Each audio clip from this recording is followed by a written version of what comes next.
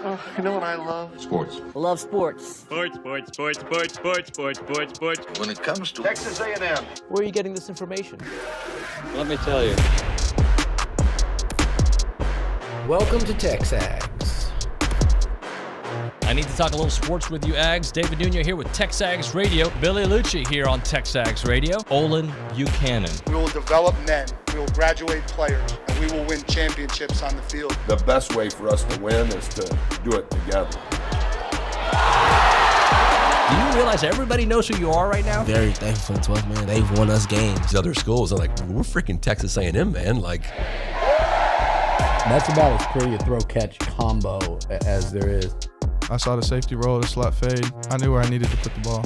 Our skill set worked great together. Like, he was more speed and I was more power, and then we put together, it was like thunder and lightning, you know. You know, if I'm betting on anybody, it's the Aggies.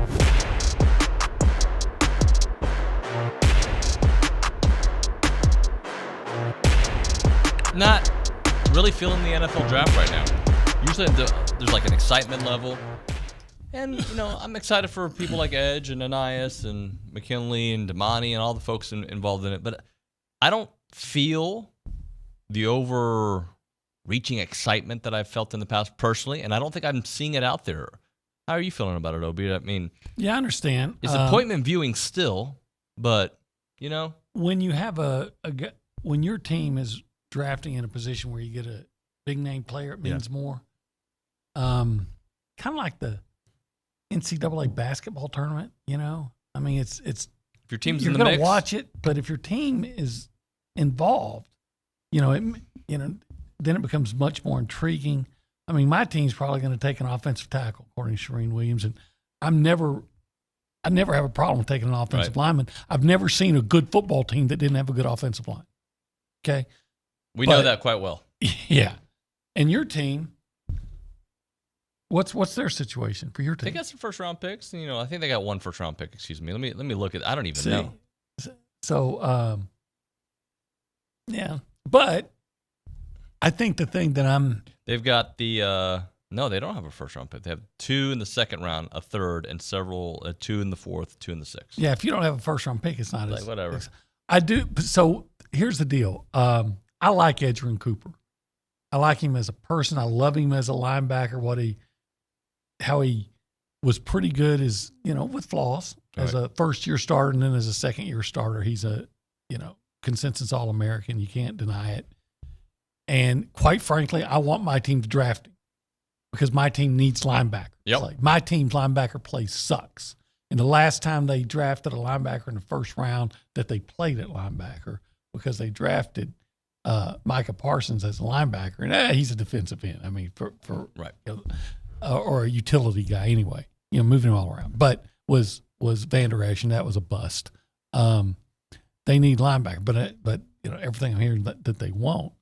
So I'm going to be watching to root for Edgerrin, and hopefully he goes in the first round, and hopefully somebody up in Dallas, you know, has an epiphany and starts realizing we need to get better here. What I want them to do is I want them to take Edgerrin Cooper, my team, the Dallas Cowboys. I want them to take Edgerrin Cooper in the first round. Find the best lineman you can in the second round. And I know this makes me sound provincial, but this is going to meet their needs. And if the third round, if he's there, and I think he will be, you are on Anais Smith so fast and thinking, I'm getting a steal in a third-round pick of Anais Smith. I watched some of Anais highlights again last night. Yeah. And I'm like, how do you look at him? I know he's had a little injury issue, but he's come back. Yep. Look at him and have any doubt about what he's going to be. I don't. I've said it before. The guy that used to play for the Cowboys, Cole Beasley, was so hard to cover out of the slot and out of the break. And Anais is that guy, except with more speed and more elusiveness to make, once you catch it, bigger plays downfield. He just needs a chance. It's kind of like that whole A-Chain thing where I kept telling her, you know. Just watch him. Just watch him. What are you looking for? What do you need? How do you watch A-Chain in college and think, I don't know if that's going to work at the next level? I think I'll take him in the third round. The guy ran through holes. The guy ran outside. He outran everybody. The question about him when he got to A&M was, could he withstand the the physicality. And he delivered his own physicality. Yeah. So, and you know what? Remember the team I always said should take him in the first round last year? Was the Chiefs. Oh, yeah, you did say that, yeah. And had they taken him, they would might have won the Super Bowl. You know what? I think they probably would have won. You know what? You take if you get Anaya Smith in the third round, you're building toward a Super Bowl team. He is a playmaker. He is a football player. He's not an athlete that's just playing football. He is a football player who's a great athlete. That's exactly right. Hey, we're TexAgs Radio. We're presented by David Gardner's Jewelers. We're here in the Rollo Insurance Studio. It is the Go Hour presented by the Warehouse at CC Creations. Today is Thursday, April 25th, 2024. OB, a couple things I want to get into because it's interesting. Yesterday, news came out that Bryce Foster was entering the transfer portal. And listening to talk shows on Sirius XM, as I do sometimes, and reading things, it's like it's obvious people aren't close to the situation. And I don't blame them. Like, I'm not close to the LSU situation. So when I have my questions about how are you going to be better without Jaden Daniels, like they know, insiders know way more than I do, right? And just the way people are reacting, like, oh, man, this guy. Like, and look, I think we all agree, a focused Bryce Foster on a team that he is 100% committed, he's an excellent center. I don't know what Bryce Foster you're going to get when he goes into the portal, but it actually brought back something to me. I was on a talk show in Baton Rouge on Monday, I believe it was. Maybe it was Tuesday. And they asked me about the tumultuous offseason that Bama and A&M have had. And maybe tumultuous wasn't the word, but something along those lines. Right. And I was like, what are you talking about? Like, to me, this is a celebration offseason because I thought to myself, we're going to have a certain regime here until my kids have their own kids. Like, that's what it felt like. So this has been a great offseason. Yeah, but you lose all these guys, and you say it's only one or two starters, but let's be honest, Jacoby Matthews, and he started naming the names. And I'm like, yeah, I get all that, but Bryce Foster, for instance, no longer here. He wasn't going to be the starter. He wasn't going to be the starter. Jacoby Matthews wasn't going to be the starter. Evan Stewart, I recognize losing him talent-wise was a big deal. And I'm not saying the guy you're replacing him is bringing that same value because Ja'Day Walker. The guy who replaced him last year was more productive than Evan Stewart. There you go. So, and this, all you have to do is look at the stats. I mean, they're there. Or put the film on, bro. It's not Olin Buchanan just, hey, look at this guy in the maroon shirt homering up. Yeah. I'm saying look at the numbers. Evan Stewart was spectacular in the first two games of the season. One against New Mexico. Yep. And one against Miami. Well, and he wasn't even spectacular in that game. He caught a lot of passes, but he showed how incredibly soft he was in that game. So when I think about to me, this has been a celebratory offseason. This has been great because a change of regime, change of discipline, new hope like Star Wars. We have a new hope again. And we get this new hope every few years, and we have to recycle through it. But as of today, I feel very good about the direction they're going. I never saw Star Wars. I saw Hope Floats. Wait. Is that for real?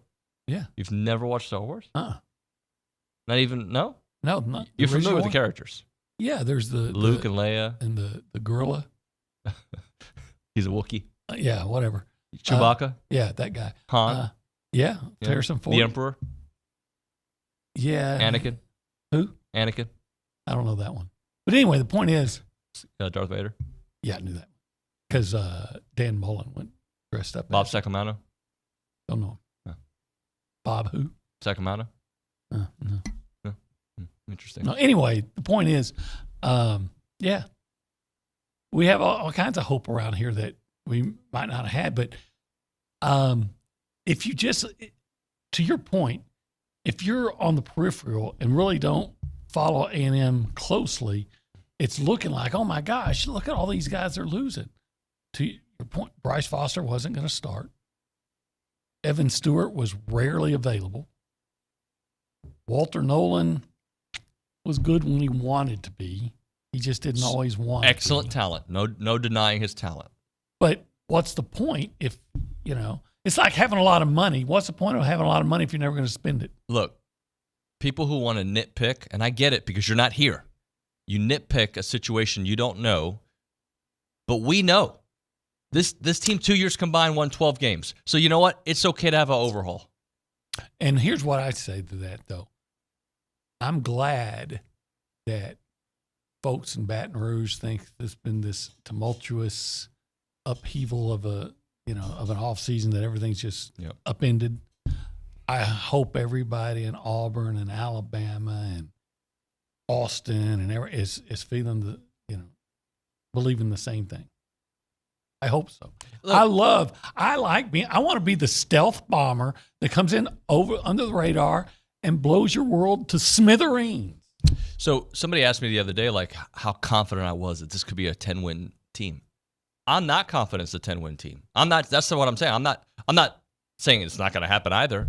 I'm saying there are certain benchmarks that have to happen for me to go all in on what kind of season it is, right? Mm-hmm. We've always joked, or even meant it, not even joked, show me. Yeah, absolutely. Right? Show me that you can win on the road.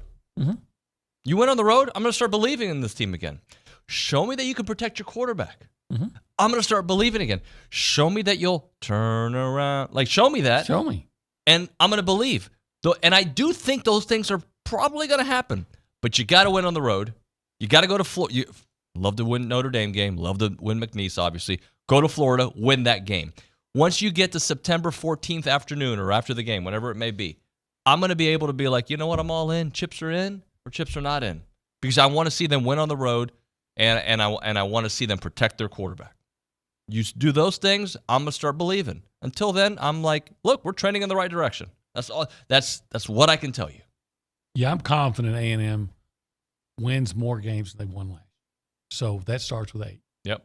So anything over that I think is going to be gravy. But I do think that there's reasons to be cautiously optimistic that they could. Now, everybody is cautiously optimistic in the spring, right? Not everybody, a lot of teams are. Auburn's probably feeling great. They've done amazing in the portal. Ole Miss is feeling fantastic for good reason. They were really good last year, and they've just added to their team, and they keep adding to their team. You look around, LSU probably, even though we're kind of down on what we think the offense is going to be, they're not. Yeah, I'm not feeling it at LSU. No, but people have them as a top 10 team. The best thing about LSU is their schedule. Yeah. And I know it's tough. It's not. It's not a tough schedule. 2, I guess now Big Ten teams. That the USC and UCLA, the Pac-12 teams, Pac-12 evacuees are not strong teams. Yeah.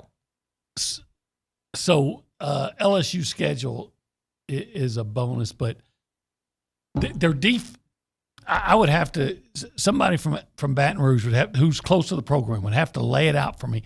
Tell me why that defense is going to be markedly better than it was last year without Mason Smith and some of the other guys. It might be better, but you're talking about big leaps. Yeah, I don't even know why they'd be better. But tell me, because last year they were good because their offense was explosive enough to compensate for their defensive deficiencies. Well, that's not, as we've discussed, that's not Jaden Daniels, and 2 probable, or 1 definite and another possible first-round pick at wide receiver that's no longer there. So we got a text here, a 713 number, and I'm trying to decipher what it means, okay? Foster was not going to start. LOL. Copium. Copium? Copium. I know copious means a lot. Copium is a term originated on Twitch, is a combination of words cope and opium, often used to describe the act of denying reality or difficult truth by clinging onto a false, overly simplistic, optimistic belief as it were a drug. Okay. Well, so what you're saying is we're trying to justify. I don't do drugs, and Bryce Foster wasn't going to start. Billy said it before all this came out. Billy said it. You go watch the press conference with Coach Elko, I think a couple weeks ago when he was asked about Bryce. He kind of moved on. You saw how they talked about him at the last press conference, and Mark Naboo is your starting center. So if you want to say Mark Naboo, I believe, started, I'd have to double check this. I think Mark Naboo started more games at center last year than Bryce Foster. I'd have to double check that, but I think that may be the case. So unfortunately, there's no opium, coping going on here. I'm just telling you the truth. I mean, some people don't want to be told the truth. But here's my truth. I would rather Bryce Foster be here. Okay? Me too. I like Bryce Foster. I like his family. I like him. I think when he is really good, he is really good.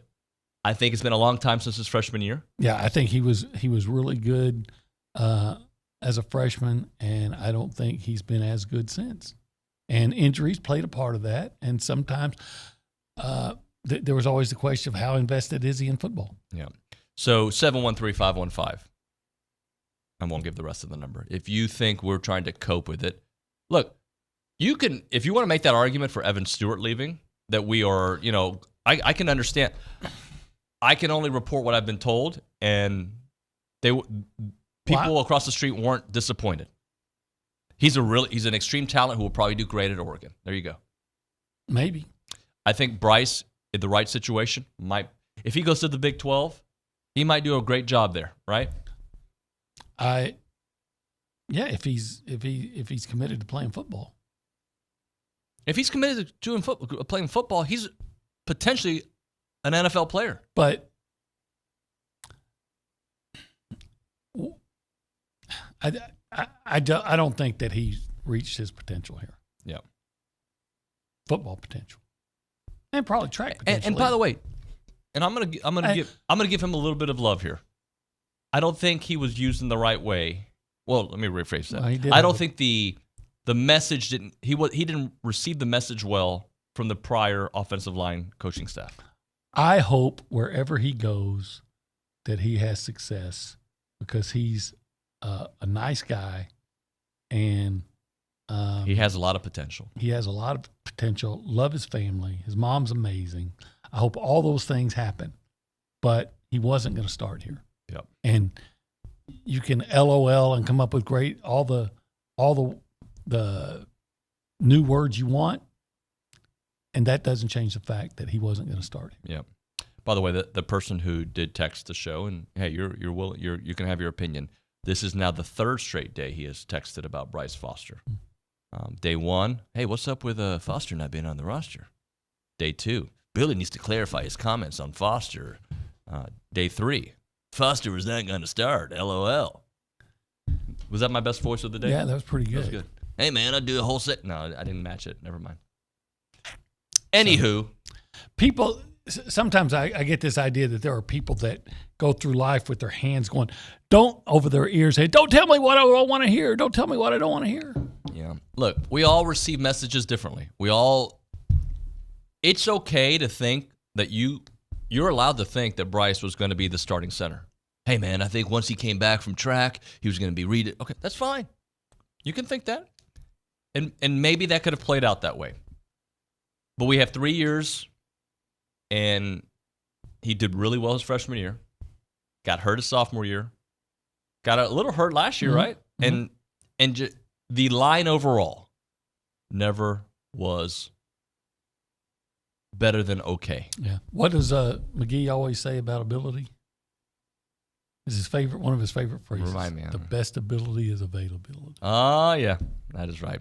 Hey, this is Coffee Talk presented by TexAgs Coffee. Beat the hell out of the mornings by going to texags.com/coffee. Let's go around the room and say hi to the people. If you want to be part of the conversation and talk to us about our copium, you can do that at 979-693-1150. I would say that comment about copium was like, I guess there's meconium. Meconium? Yeah. That copium was meconium. Meconium. By the way, I was surprised, and the texters are too, you didn't know who Bob Sacramento was. Bob Sacramento? Sacramento. Kramer's good friend, Bob Sacramento. Oh, okay. No, you're not a Seinfeld guy? I am, but I missed Bob that Sacramento. One. Yeah. That's my guy. Missed him. For the first time, I got you on something you didn't know. It's always me not knowing anything about life. I didn't know Bob Sacramento. Sacramento. Yeah, him either. Yeah. He and Bob Sacramento are good friends. Let's say hi to Nick Savage, who definitely doesn't know Bob Sacramento. Nope. Good morning, y'all. I do not. Favorite Seinfeld episode? I have actually seen a few, but I couldn't tell you what they were about or what happened. Best show in the history of sitcoms? Pretty funny. The marine biologist. Oh, the marine biologist. That's your favorite. Yeah. Anyway, Nick, tell us something. The sea was angry that day, my friends. I am kind of like y'all. I'm not like super interested in the draft tonight just because the Texans don't have a first-round pick. I believe, if you'll help me remember, David, it's because they traded up last year to get to the 3rd pick to get Will Anderson. Correct. So they traded away. I think their that first round they pick won that this trade. year. That was good. A good trade. Yeah, I would agree. Yeah. But I sure hope, like you said, Obi, I think it'd be cool to see Edge Cooper stay in Texas. If the Cowboys pick him up or if anyone picks him up in the first round, that's going to be awesome for him. But Aggie softball picked up another win last night. Run rule. Yeah, run rule. I know Callie will tell us a little bit more about that. But again, Diamond Sports keep rolling. Nothing new here. All right, thank you, Nick. Appreciate you. Let's go to the Angry Elephant News and Social Center. Aggies gather at the Angry Elephant. Callie Gardner's there. Hello, Callie. Hello, how's it going? It's going pretty good. Do you know what that means? Me? Yeah, pretty. You know where that comes from? I don't. Yeah. Try to curb your enthusiasm. You just try it.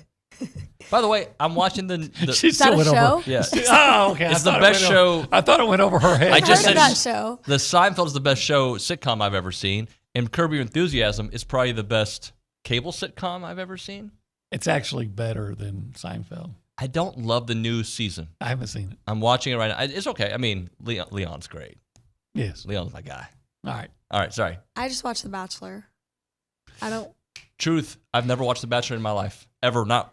I'm sure it's been on in the background somewhere. Never watched it. When it's on, and she doesn't watch it anymore, but when the wife had it on, I would literally leave the room. Oh, we just gave the biggest facepalm in the world. My good friend was on The Bachelor. Okay. Marcus Pierce. I don't know. 2001, whenever. And I still didn't watch. Wasn't there a former A&M player like Easy Iwachiku was on there. Yeah. For a guy who's never watched The Bachelor, I sure know a lot of names. Well, it was all on our thread. Jordan Rogers was on The Bachelor. Who? Jordan Rogers was. Yeah. Was he? Okay. Yeah. He won The Bachelor. He won it. Yeah, they're still married. That's JoJo a legit. Fletcher's That was a real season. marriage. Mm-hmm. Good for him. Huh. Yeah. So he got married. Did he win or did he really lose? You'll have to ask him. I don't really I'm know. not going there. It's a joke. Honey, I love you. It's a joke. We'll go. So Nick brought up softball. Aggie softball run rolled back-to-back games Tuesday and Wednesday, defeating U of H on Tuesday and Sam Houston State last night, allowing 2 combined runs in both games, scoring a total of 23. And the Aggies have the weekend off before finishing their final conference series of the year next weekend at Florida prior to the start of the SEC tournament.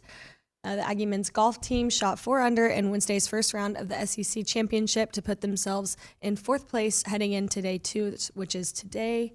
The women's golf team secured the number 2 seed at the Bryan Regional. That's May 6th through 8th. That will take place at Traditions Club in Bryan.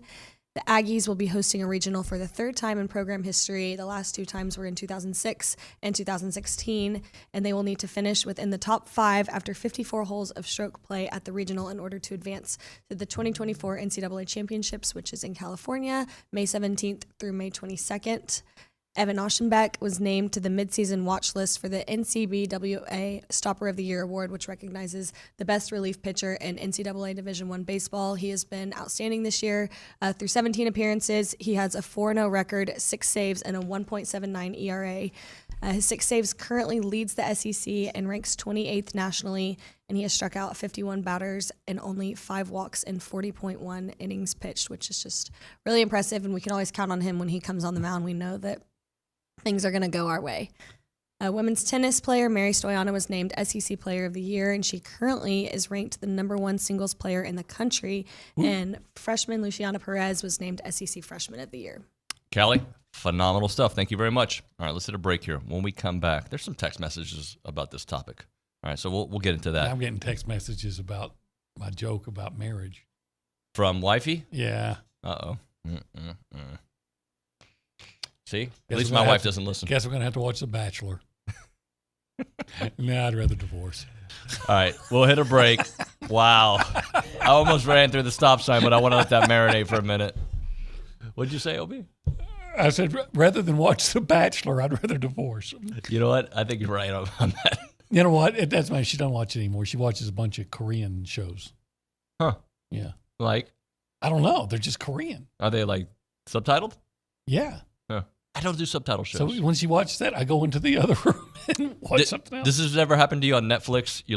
I like watching trailers. I'm that weirdo. Like, you kind of hover over a movie on Netflix and you watch the first 15 seconds and you start watching and it's in English, but it's clearly not in English. It's like, and I can't watch shows that dub over voices. No. No, I'm out. All right, we'll hit a break here. This has nothing to dub. This is just, I'm going to read it straight from the paper. All right. Sponsorship and vendor opportunities at the Association of Former Students. If your organization or business is looking for an opportunity to engage with Aggies, then you need to check out the Association of Former Students. They bring Aggies of all ages together during these awesome events, and you know all of them, the marquee ones such as Aggie Ring Day, All Aggie Hullabaloo, The Gathering, and they all welcome tens of thousands of guests. And there are many sponsorship and vendor opportunities available to get your brand in front of attendees. All these events offer a wide variety of both digital and in-person options to promote your brand. Options include title sponsorship naming, on-site presence, activation, recognition in social media posts, and much, much more. There's also advertising opportunities in both the Texas Aggie Magazine and the Aggie News newsletter, which are seen by over 230,000 people. So if your business is ready to engage with other Aggies, choose a partner with the organization that's been supporting the Aggie Network for over 140 years. For more information on options available through the association, please email sponsorships@aggienetwork.com.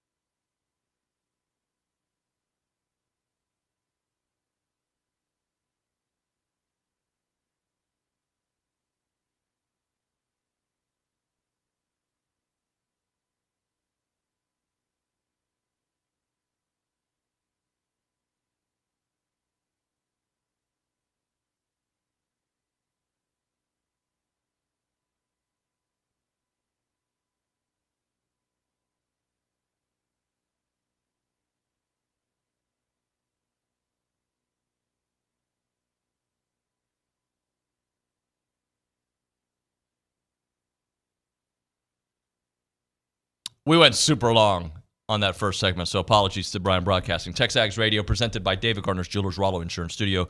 Go Hour, presented by the Warehouse at CC Creations. We'll have Stephen McGee on with us in a moment, but a couple things. Did you see the interactions? I think somebody made a fake Thanksgiving-ish fight night with Billy Lucci and Kyle Umlong.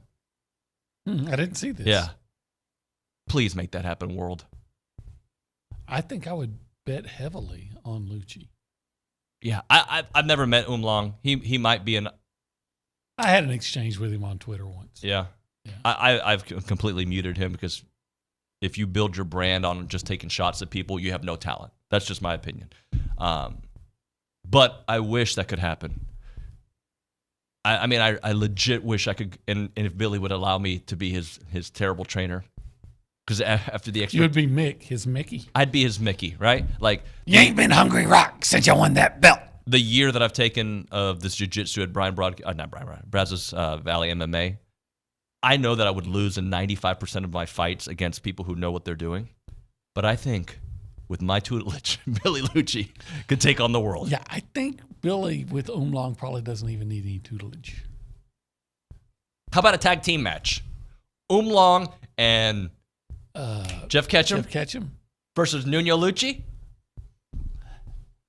I wonder what the combined weight, who would have the edge there. Because maybe y'all, instead of being violent, maybe it should be like a tug of war.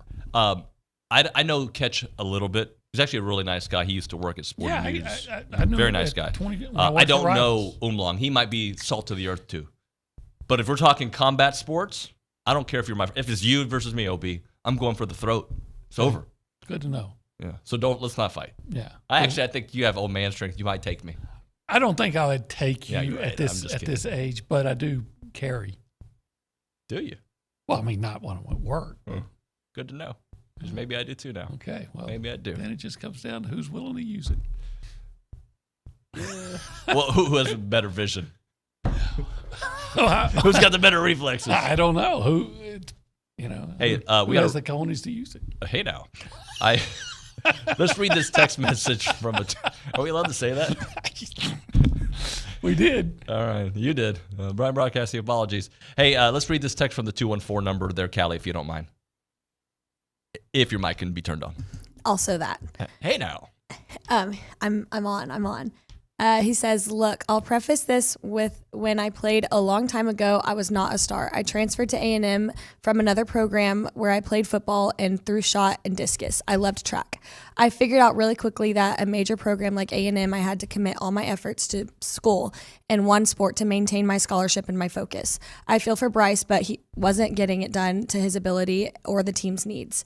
I hope he finds a place where he can either decide on a sport or have a level of competition where he can do both. Gig 'em. Right, great text. Here's my thought, and we got to hit a break because Stephen McGee's there. But here's my thought on all that. If you're Devon A-Chain and you're one of the best running backs in the country and you're running track, if you are Devon A-Chain and you have a chance for the Olympics, go do it. I don't think Bryce is having the best shot put year. I have to go back and look at the stats. I don't think he's having the best year. And the offensive line, I'm not putting singular blame on anybody. The offensive line hasn't been up to par. So if you're doing okay and you want to be great, sometimes you have to refocus. My sons are going through that right now with soccer and cross country. If they divide their energy, are they going to maximize their ability to play soccer? So they're rethinking, well, maybe we need to put all of our energy back into soccer. And that is the thought process that I think can only, you have to make the choice yourself. And it's about production. If you're producing, by all means. Yeah. And Devon was producing. And Bryce was not producing when he played at the level that he probably could if he wasn't dividing his time. Let's hit a break here. Stephen McGee's already waiting for us. He's early, so we're going to hit a break here. Brazos Running Company time. You can find them at Century Square when you need your running gear, and we'll start with the shoes. That's the place that you go because they got all the selection, all the brands you can imagine, and the great customer service. And the whole time that you're there, they're going to try to find the right shoe for you because they'll test out your gait. They'll see how you run, and they'll say, you know what, I think you're more of a heel striker. You're more of a this, more of a that. They're going to help you find the right Brooks, the right On, the right Hoka, New Balance. I'm sure there's a bunch of other brands that you have out there, but they're passionate about running and finding the right shoe for you. And they also have other brands there, not just for shoes, right? You get other gear, Birkenstock, they got Viore out there. It is a great place to go to find the best running gear in the Brazos Valley. You should check them out. It's the Brazos Running Company, located in Century Square below the Star Cinema Grill in College Station. It's the Brazos Running Company.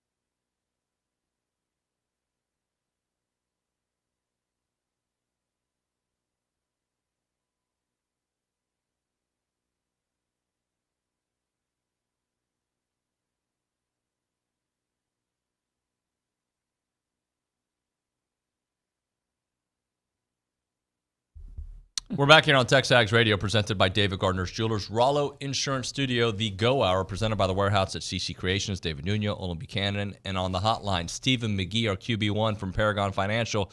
Stephen, good morning, buddy. Good morning, gentlemen. Hey, you've been following this portal madness that's going on, and Bryce Foster now going into the portal after he basically wasn't on the roster anymore. Yeah, definitely. Look, it's one of those things where sometimes it's important for the team to know, right, that you need everybody on the boat with you, right? And just showing up on game day more or less isn't going to cut it, right? This is a sport where, and I think it's really true for not just football, but really everything you do, you go at it. You got to love what you do, and if you don't love it, you're gonna hurt your team. You're gonna hurt your organization. And so, I think that unfortunately, obviously an extremely talented kid, really, really high ceiling, but sometimes you got to make moves to set the standard of the program. So I appreciate the move. Yeah, it occurs to me that we always make that comparison with Devon Achane. I think Devon Achane ran track, but football was without a doubt his priority. Yeah, and I think that wasn't necessarily the case with Bryce. Yeah, I don't think anybody has a conflict with guys that are doing multiple sports, but when you show up, do you love what you do? And I think that's always a challenge. You have to ask yourself, is your heart really in it? And you hear these guys all the time that play for 15, 20 years in the NFL, and there's very, very, very few that make it that long, but they ultimately get down to the end and they're always asking themselves, do I still love what I'm doing every day? Am I going out here and having a blast? And you have to be honest with the man in the mirror. Steve and I, with the draft coming up today, I wanted to get your perspective on when you got drafted, what that was like. The phone call from Jerry, the aftermath, the press conference, to being in Dallas probably a day later. Just kind of take me through what goes into that. Yeah, I had a drop call when Jerry Jones called me the first time from 214, and then got the other area code up in Dallas, 817. I don't know exactly, but that's Fort Worth. Okay. We were in the old historic district, not far from you guys right now, Stone's Throw, just sitting there waiting on my phone to ring. At that time, we had 3 days of the draft, and so it was the first pick of the 4th round, and it was kind of a relief. Everyone thinks they're going to get drafted higher than they are. But it was a lot of fun to get to stay in Texas, and then, like you said, before you know it, a week later you're in Dallas doing your rookie minicamp. So life moves really, really quickly. But I'm excited to see where some of these Aggies fall. There's some really good ones on that board. And what do you think about Edge Cooper, who could be the first one off the board, potentially late tonight, or if not, early second round? Yeah, I talk about a phenomenal season. Talk about the team next year and the void you got to fill with a very productive linebacker. One of the best linebacker seasons I can think of in recent memory. Just phenomenal. Big, fast, physical guy, all over the field. He checks a lot of boxes, and I'm excited to see what happens there. Is he Mike? Is he Will? All I know is that he's 6'3", 230, 240, runs 4.5, and when the lights came on game day, not only does he look the part, not only did he run really fast, but on game day he played really well. And so you have to think that he has good chances of making it for a long time in the NFL. What are your thoughts about Aniyah Smith? I don't know how you guys feel about this, but I can't think of an Aggie in recent memory that I rooted for more strongly than Aniyah Smith. I just appreciate his passion and his love for the game. I feel like if you had a football game in the parking lot, Aniyah Smith would show up. Like, he just loves to play and compete. And that's the kind of guy I want on my team. He's like, hey, coach, whatever you need me to do today, I'm going to do it. I hope he gets drafted high, and I hope he lands in a spot that really fits him, and he can thrive and excel with a good quarterback. So I think if he's there in the 3rd round, whoever's there for the Cowboys should run up to that podium so fast that Goodell thinks he's getting, or whoever's going to be calling in the 3rd round, thinks they're, getting assaulted, because I think Aniyah in the 3rd round will be a steal. Oh God, I love it, man. OB, for you, and my sake, just selfishly, I hope he ends up in Dallas. That'd be awesome. Hey, your thoughts on? It looks like Reggie Bush, and it doesn't look like it. He is getting his Heisman back, and apparently Johnny played a role in it. What's his name? Pete Thamel from ESPN was saying it played definitely a part in, because the Heisman Trust do not like to be criticized, especially from one of their own. I love it. I mean, look, let's be honest. It's long overdue. He deserves it. I mean, he had one of the best seasons. That was my era of football, and I remember watching him when I was in high school and thinking to myself, my gosh, this guy is unbelievable. And he was in a class of his own, and it's a shame. But now, obviously, knowing where football is today and the direction, with NIL and everything else, he deserved to have it. All right. I just wonder what the Heisman House commercial with him, what the plot will be. Hey, moving back in, prodigal son. They got to jump on that. There's something good there. Yeah. Hey, Peyton Manning says this about Zach Wilson. I just want to get your thought because you played in the league. You understand it. The best way to really screw a young quarterback is to change up coordinators on him every single year. You get it. You know how hard it is to digest a playbook. Just kind of talk a little bit about that. It is. It's, you're learning new languages every year. And yeah, certainly there's continuity from the scheme. 70% of the NFL playbooks are going to have overlap. They're going to ask you to do the same thing, but there's always tweaks. How they want you to call your cadence, what they call the formation, and then just some of the X's and O's strategies of how they want you to execute the plays are going to always have tweaks. And so you're really taking steps back every year to get back into the basics. And so it's extremely difficult. It's the most often thing I hear is, people learning a new language, and you really are. You go from the West Coast to the Don Coriolis system. The routes are words in the West Coast, they're numbers in the Don Coriolis. The protections are numbers in the West Coast, and then words in the Don Coriolis. So they're completely opposite, and it's a challenge. I thought you were going to say the best way to screw up a quarterback is having get drafted by the Jets. Well, true. But good point, Stephen, to hit your point there, the half-second pause in your mind, of not being 1,000% sure what you're going to do, can get you destroyed in the NFL for sure, in any walk of life, right? There's that half second that you're like, wait, is this what I'm supposed to do? That'll get you killed. 1,000%, Dave. And it's those are the hesitations that you can avoid. It's the guys like Mike Elko that can make a quarterback's life miserable, that creates the hesitation on defense because you're not 100% sure what it is you think that they're showing on defense, and that slight bit of hesitation causes you to be late. And when you're late, that allows your back end to not have to be as good. Now they can break on a pass they otherwise couldn't have, right?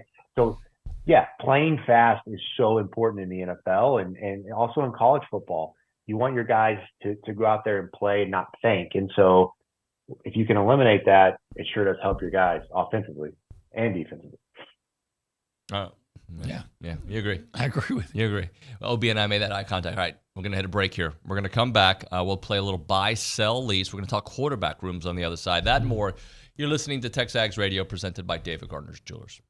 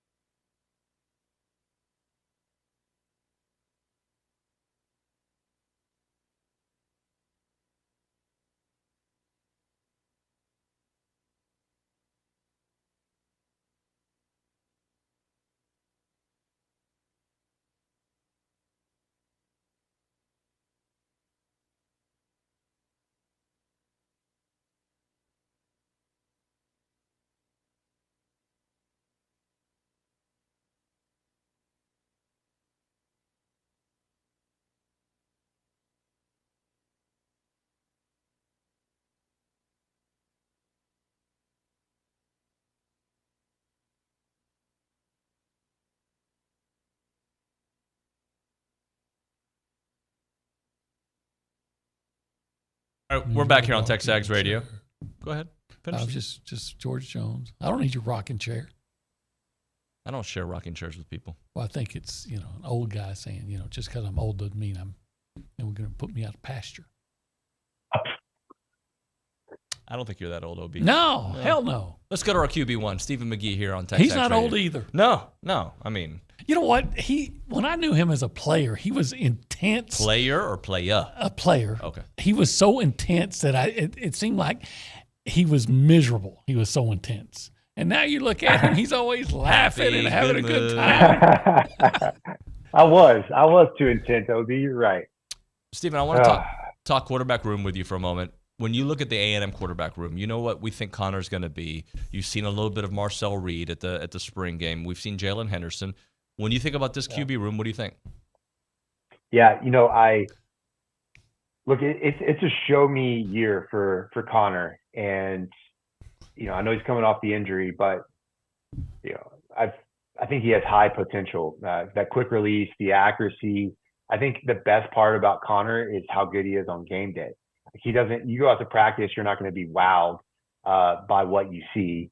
But I think that there's a couple things for Connor is he's got to stay healthy. But a big part of his development, I feel like, is going to be making the guys around him better, right? And having that charismatic trait where you elevate the play of people around you and you start to embrace the role of being the face of the program, right? The way you handle yourself, not just on the field, but away from the field. You're trying to sell a team like these guys are today, that you deserve to be the number one pick of their franchise. You got to start acting like it today, because that billionaire is going to say, like, can this guy be the face of my program? So I think that there's all kinds of things when you talk about the development of quarterback, not just the skill set, not just getting healthy, but being the face of the franchise. But you look at the other guys, Jalen Henderson is a guy that I have utmost respect for, just the way he handled himself last year, thrust into some difficult situations, and I thought he handled it remarkably well. I would say, though, I find his ceiling much lower. Marcel Reed, though, is an interesting talent because of the ability to use those legs, and you saw it in the spring game. I think that the highs and the lows, he needs to find that consistent level of play, but you can really change the elements with the defensive coordinator when you have the ability to escape, especially with an offensive line that can be spotty. But I think that he's got to become more consistent in the throw game. And I think developing as a quarterback and understanding and seeing what the defense is doing. Here comes a blitz. I've got to get the ball out of my hands. I think there's some times when you see him miss some of those things where against a good defense, it can really cost you. All right, let's play a little buy, sell, lease. We're going to do quarterback rooms. I'm not putting A&M in this. I think this is a different category. We're going to do Georgia. All right, Carson Beck, maybe Jaden Rashada. It looks like he's transferring there, or he's close to going there. Gunnar Stockton. You got Texas with Arch and Quinn. You've got Bama, Jalen Milroe, Ty Simpson, and they picked up the kid from Washington. When you think about quarterback rooms in the SEC, which ones are you buying, selling, or leasing? Yeah, I'd buy Georgia just because I know all the guys that go alongside the quarterback position are really, really good. And so it definitely makes the quarterbacks there look better than probably what they are. But I like Carson Beck, big arm, strong. He does everything that you need to probably be a first-round pick. And I've said this a long time, I'll lease Texas. Quinn Ewers is another potential first-round talent. Big arm, explosive playmaker. Does have some highs and lows in performances, but look, Arch Manning, a lot of hype around him. We'll see, right? I don't think he flashes unbelievable skill sets, but he's got a great family name, and I feel like he'll be successful, especially at Texas. And then I'd sell Alabama, even though I thought that he burst onto the scene after about week 5 last year, and he completely changed the direction of that program. So I'll be interested to see what he can do in that Alabama that new offensive system there, new staff and a lot of moving parts, guys transferred, but showed a lot at the end of the year. OB? I would buy Texas. I think Quinn Ewers has proven himself, and I think that Arch Manning probably is a better option than everybody else has as a second guy. I would lease. I would lease Georgia my problem with Beck is I don't know how good he is. Yeah. How good was he when he didn't have Brock Bowers and McConkey? We're about to find out. Right. So, and then I guess I would, even though I'm sold on Jalen Milroe, I would sell him because is he going to be the same guy? Is he going to be able to do what Michael Penix did? Because Michael Penix was a very good downfield thrower, and I don't know, Milroe is such a – what makes him a good quarterback is his threat to run. Yeah, absolutely. OB, good stuff, man. Stephen, thank you so much for joining us, buddy. All right, guys. See you Have a next good time. weekend. Yep. When we come back on TexAgs Radio, Jim Schlossnagle. I like him. I like him a lot. He's good at his job. He's excellent at his Yeah, job. We should all be as good as our job as he is at his. We're going to talk to Schloss in a little bit. We'll talk to Aaron Torres later on. Chris Taylor going to join us, get his spring game thoughts. Different Day Foundation later on in the program, thanks to Kay Nagley, and then the Fan Show. That and more. You're listening to TexAgs Radio, presented by David Gardner's Jewelers.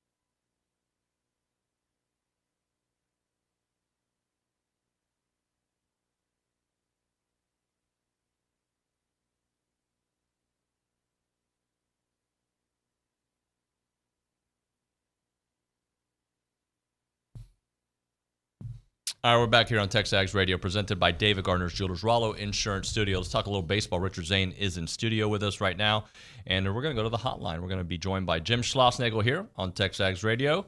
Schloss, it's not picking up for some reason on my end. Do you hear me? Yes, sir. I hear you. Hey, man. Good morning. How are you? I'm doing well. How are you guys doing today? Great. So life continues in the SEC, obviously. Another tough matchup, after a lot of offense against the University of Houston. Just some early thoughts here with Georgia coming to town. Yeah, I mean, first thing on Tuesday, we're trying to figure out these young pitchers and give them opportunities. We all know the reality of college athletics today and transferring and every young player wants to play. Very few players truly buy into the Charlie Condon story that we're going to get to see live and up close this weekend, where Charlie Condon was a redshirt. And my first year at A&M, we go to Georgia and we walk into the ballpark early, and it was a Thursday game. We walk in the ballpark super early, and they had their red shirts or, everyday players taking some early BP, and this guy's hitting balls over the moon. And we asked the coach, who's that guy? And he's like, yeah, he's a walk-on that we're not sure is quite ready yet. And now he might be the first pick of the draft. Or what's his name, Langford for the Rangers, who had 4 at-bats his freshman year and ended up now he's in the big leagues less than a year removed from college. So the young players, they don't, they hear it, but they're so used to playing. And so looking for opportunities and giving them opportunities, and they show flashes of brilliance, like Bowden did, like Antolik. Antolik did nothing but throw strikes.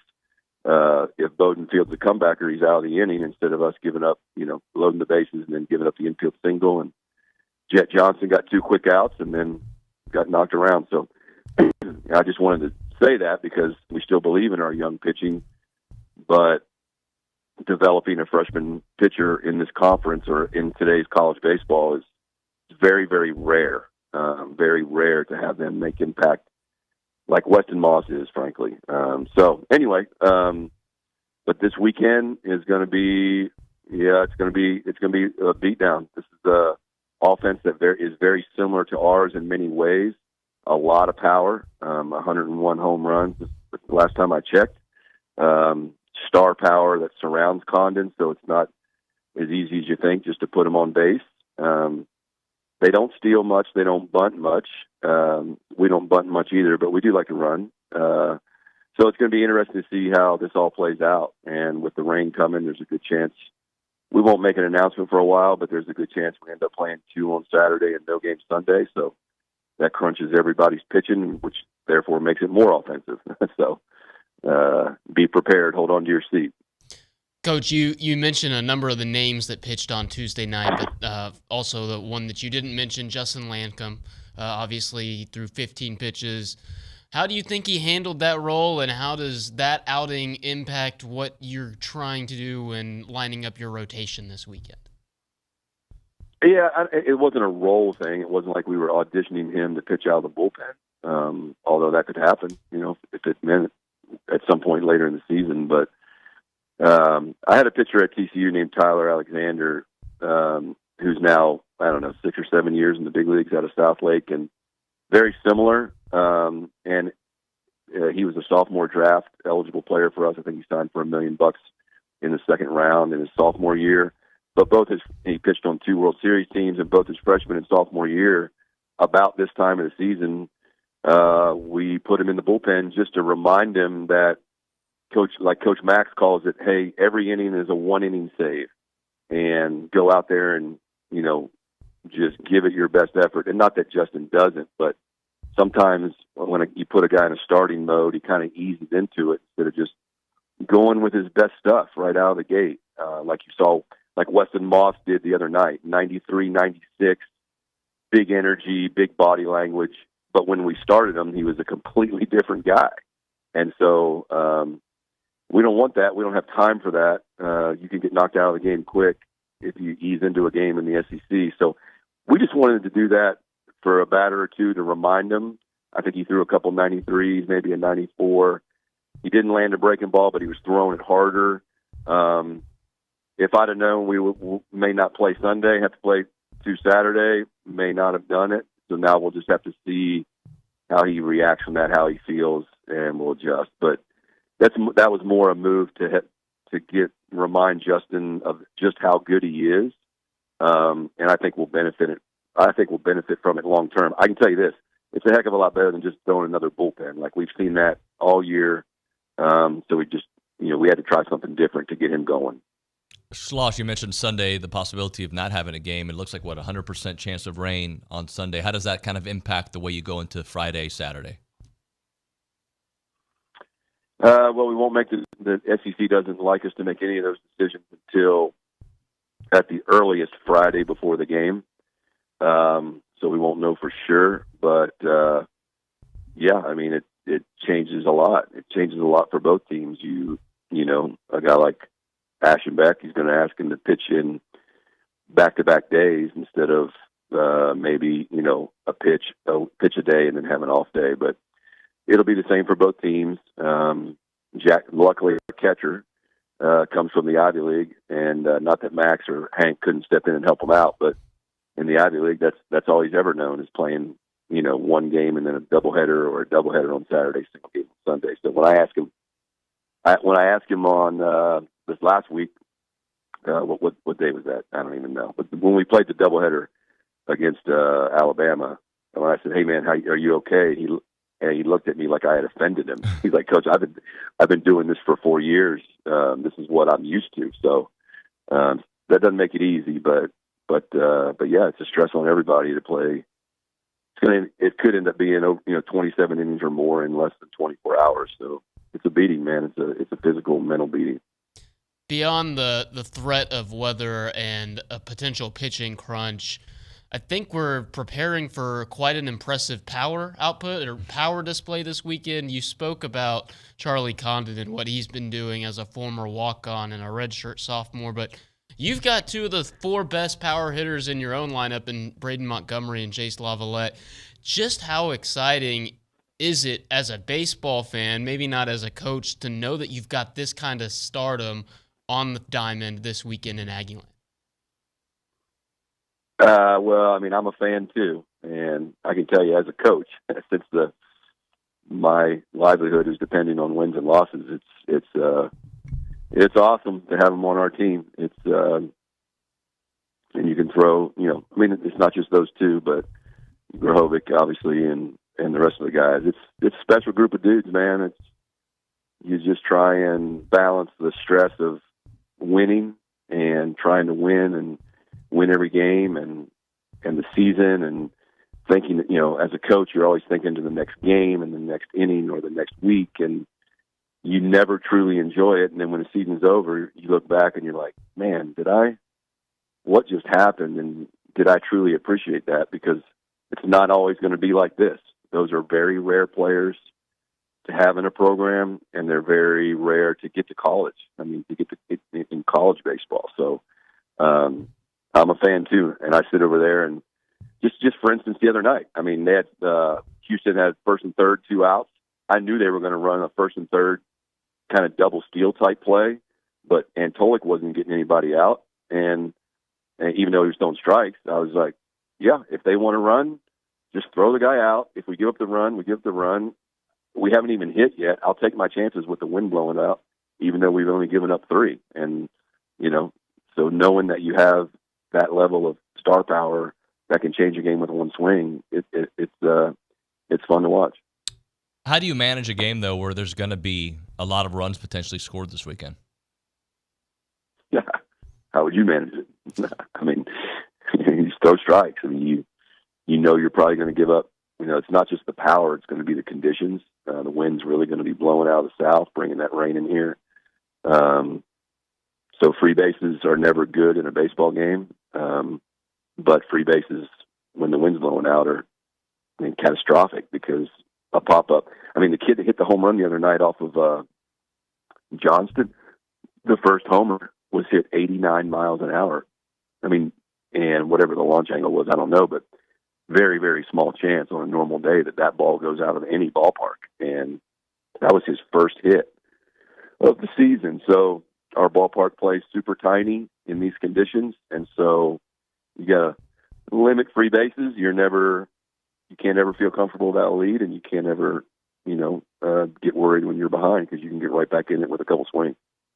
Specifically with Condon, is the intentional free pass, is giving him a free pass somewhat of a weapon in a series like this, knowing that the wind's going to be blowing out, knowing that the ballpark's going to play super small, and knowing what he can do when he swings the bat? Yeah. It's always I don't know if it's a weapon. I mean, I think it's an option. And it's one of those things that, you look what Clemson did the other night. They're winning by a run with a runner on first base and Condon up, and they put him on base. And, oh, by the way, I think it's Corey Collins hitting right behind him, hitting close to 400 with double-digit homers. He's a left-handed hitter. And they put the tying run in scoring position at second, and they put the winning run, or the go-ahead run, or winning run, I guess, at first base. So it's an option. You're just going to play the odds. I've only done it once in my career, but in 2008, I walked C.J. Cron for Utah, who ended up a long career in the major leagues. I intentionally walked in with the bases loaded, up 4. I think we were up 4, and I put him on. And the guy behind him had already hit 2 homers that day. But we had decided going into the weekend that under no circumstances was C.J. Cron going to beat us. And so, you can say that about Condon, but there's enough star power behind him that you just got to – it'll depend on what the matchups are and how we feel guys are pitching and how he's swinging the bat. I think he's a great hitter, but he's human too. And he didn't – I think he got his first hit of the night the other night in the last inning. So, it's definitely an option, but if we do it and it doesn't work out, that doesn't mean it was the bad choice. It just depends on the odds, and we'll try to play the odds as best we can. Schloss, Bronny calls Jackson Appel the complete player. What are some things that we may not see that he does that really helps out this club on the field, off the field, all that good stuff? He's not a real verbal guy away from the field. He's just super consistent in everything he does. If you really study the metrics of his catching, he's one of the best catchers in the country in terms of getting that borderline pitch to be a strike. He really throws well. He kind of throws weird. He kind of slings it to second base. But he kind of plays his I'm not a golfer, but I guess that would be a slice, right-handed. Yeah. He kind of plays the draw back into second base. But he's just super consistent. And, how many times there hasn't been that many times, knock on wood, you've seen too many balls go to the backstop. So he's really, really, really good defender. And then obviously at the plate, the at-bats are so competitive, and there'll be some power mixed in every now and then, but he uses the whole field to hit. So, but he's a really good base runner, So, and he's played hurt. He's played hurt at Penn. He's got some things he's dealing with this year that aren't ever going to go away. But he's out there every day. Talking to Jim Schlossnagle here on TexAgs Radio, presented by David Gardner's Jewelers. I want to talk a little bit about Georgia's pitching. They've given up 14 runs in their last 4 games. Just overall, they're a team, though, that can beat anybody on any given weekend. Just talk pitching, the way you're going to have to adjust to what they do. Yeah, they have the 2 lefties, I think, that pitch. They only have the 2 lefties. And one of them is kind of their version of Aschenbeck. He can start. He can relieve. He pitched, I think it's Goldstein maybe. I'm not sure. He pitched a couple innings the other night. They use him when they have a chance to win the game. They start him. He's a big part of the deal. And then they just have a bulk of right-handers that do a lot of different things. There's super power arms. They had some guy hadn't pitched in a month come out of the game. I was watching the game after our game, and guy hadn't pitched in like a month, maybe had been hurt, and punched out like 6 in a row with a 94 with an awesome breaking ball. So you got Wes Johnson now as the head coach there, who I've known since he was a assistant coach at DBU, and then he ends up, managing being the major league pitching coach in Minnesota on a pennant or a playoff team, and then leaves that to come to college baseball, helps LSU win a national title. So yeah, Georgia has always been a place that should be great in baseball because they're surrounded by so many great players. Coach Johnson's an awesome pitching coach, so he's getting the most out of them. I want to ask you about Caden Sorrell, another great night against Houston, 4 for 4. Just if you can touch on a little bit on his growth this year, and just now that he's getting the reps, he's out there a lot, his confidence, how it keeps growing. Yeah, it's just it's awesome to watch. If you didn't have Montgomery and Lavalette on the team, you'd be talking a lot more about Sorrell, and he's super talented. He's not quite as big as those guys just yet, but he's super athletic and strong. He's only going to get stronger. He's a really good defender. But he's just, you've seen that maturity kind of like Jace last year where, he wants to do damage a lot, but he's learning how to control the strike zone. And I was so proud of him the other night. Houston ran some great arms at us, man. I mean, everybody threw 94 miles an hour is like a freaking Oprah show, and you throw 94, and you throw 94. And some guy had a good break, left on left breaking ball, and he swung at one out of the zone. And the guy tried to go back to it, and he didn't swing at it. He kind of stayed in his legs and then hit a rocket up the middle. So he's growing up right in front of our eyes, and he was a guy that could have signed for probably 7 figures out of high school, and there's a reason for that. I mean, pro scouts know what they're looking at. So we just got to keep him healthy and keep getting him stronger, get him up, get through this year, get him off. I think he's going to Cape Cod League. Continue his development as a great amateur player. Coach, we've seen great crowds at the ballpark all year long, and Tuesday was no exception. But your penultimate SEC weekend at home, what are your expectations for the 12th man, and how special is that place, Bluebell Park, on an SEC weekend? It's awesome. Yeah, I mean, it's awesome. They've already surpassed all of my expectations with how people have shown up for the midweek games. It's funny because we sit in some of these meetings with the powers that be, and we say, we really don't need to open up. It's on the pre-sale with the number of pre-sale tickets. You try not to waste money out there in right field and have security people and concessions and then have nobody sit out there. And then now we have the walk-up numbers and the GA numbers are so high.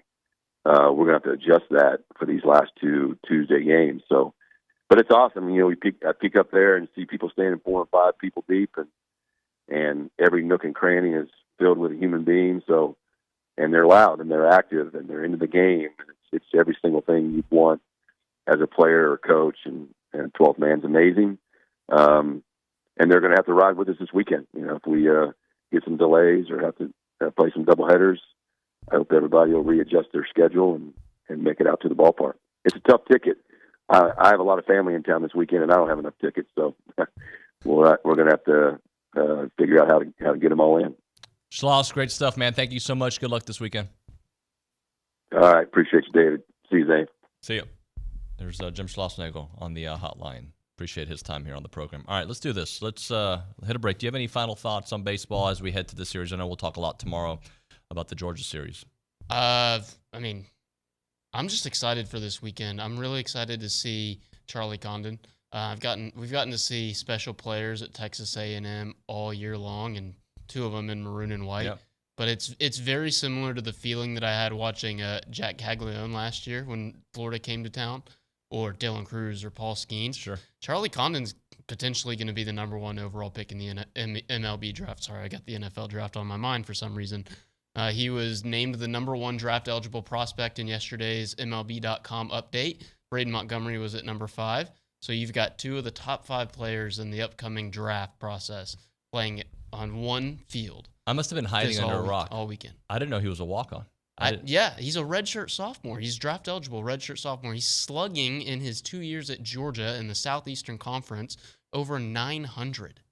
And we know that Braden gets a lot of love, especially on this show. And rightfully so, true. Like, he is one of the best players in the country. He should be a finalist for the Golden Spikes Award. 1,000%. Undoubtedly so. And I think nationally he gets run, but he'd be getting more run if Charlie Condon wasn't doing what he's doing right now. Absolutely. Braden's numbers are pretty close. Home runs, 22 to 26, right? Braden Montgomery and Jace Lavalette are the first 20 home run combo in program history, and somehow their numbers, and I was running the numbers for something I'm hoping to publish a little bit later today, their numbers are insane, and somehow they're not nearly as good as Charlie Condon's. He leads the nation in 5 different offensive categories. But yeah, that's the number one thing that I'm most excited for. I just like watching special players come through College Station. But at the same time, this A&M team is a very, very special team. They are a much more complete team, at least on paper, than Georgia. But this is the SEC. You just got to go play. Thank you, Richard. Appreciate you, buddy. Thank you. When we come back here on TexAgs Radio, we're going to go with some SEC storylines around the SEC. We'll talk to Caitlin here on the program. Right now, that we're talking Schulte Roofing Company. They're an award-winning roofing company that provides industrial, commercial, and residential services to all of the Brazos Valley. You've got Belleville, Brenham, Bryan, College Station, Conroe, Montgomery, Navasota, San Antonio, the Woodlands, and surrounding counties of those areas. Schulte Roofing is known for this, the home of the bulletproof roof guarantee. It's not that hard to say, but sometimes I struggle with it. Home of the bulletproof roof guarantee, the industry's absolute roofing system, roof installation and warranty, and 100% satisfaction guarantee or your money back. They started back in 1994 with some humbling beginnings, and they've just been dominant ever since. They're the best in the area. We've grown into a top 100 roofing company and recognized by industry-leading publications out there. If you need some help from them, call them up, 1-800-4ROOF. Again, that number is 1-800-4ROOF, or go to SchulteRoofing.com. It's Schulte Roofing.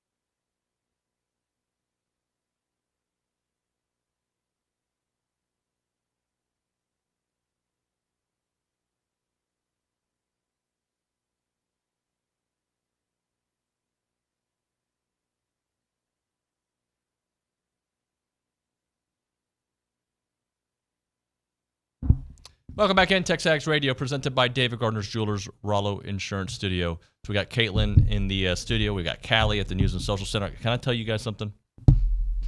Yes. Sometimes, Love to. I mean, you could have said no, and now I just moved on. Sometimes, like, I don't make this mistake with my children, but my parents sometimes do. Like, they call Christian Cruz, or they'll call Cruz Christian because they're two C's, right? We were just talking about that. What? Is that what Nick said? No, I just made this up on my own. He called me Callie, and I said, keep going. No, Didn't but mean to this interrupt. is I do that. I've done that ever since they started, and I still do that to this day. I call Caitlin Callie, Callie and Caitlin. So here's the fact. There's, Stephen McGee earlier was talking about like the playbook and new offensive coordinators and like there being a hesitation. I know who both of you are very well. Mm-hmm. But there's always, especially at the social center when I can't see you, Yeah. my mind, because my view, I can't see who's there. Even if I've talked to you twice on the show, my mind is wait, who's there? Is it Callie or Caitlin? I always like panic. So now I know what it feels like to be my mom who says, "Hi, Christian, how are you?" No, his mom is Cruz. Like, I understand how that is. So, all right. We're going to do a little round SEC, right? Let's get into it.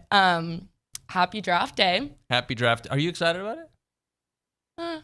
See, I'm telling you this. Callie, are you excited? I don't really have an opinion. I've never been a big NFL person, though. Okay. Well, that's weird to admit on radio where everybody loves football. Here's the I do love the Cowboys. I love the Cowboys. I used to love the NBA draft. I know nobody likes it anymore. I've moved on from that. I always loved the NFL draft.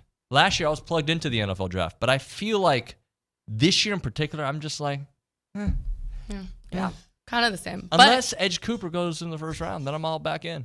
I do have some interesting facts that I found about this NFL draft. So the SEC holds a couple of spots in the top 10 most first-round picks of all time, with Alabama number 3rd spot with 79, number 6 Florida with 58 first-round picks of all time, OU with 50, LSU 49, and Georgia and Tennessee tied with 47. 17 consecutive drafts have had more players selected from the SEC than any other conference. By the way, who's number 1 on that list, though? Because you said Alabama was 3, right? Number 1 is... If you don't have it, we can go back to it. We'll go back to it. I'll find it. Okay. But the SEC also holds the title for most players picked in a single draft with 65 in 2021 and 2022. Okay.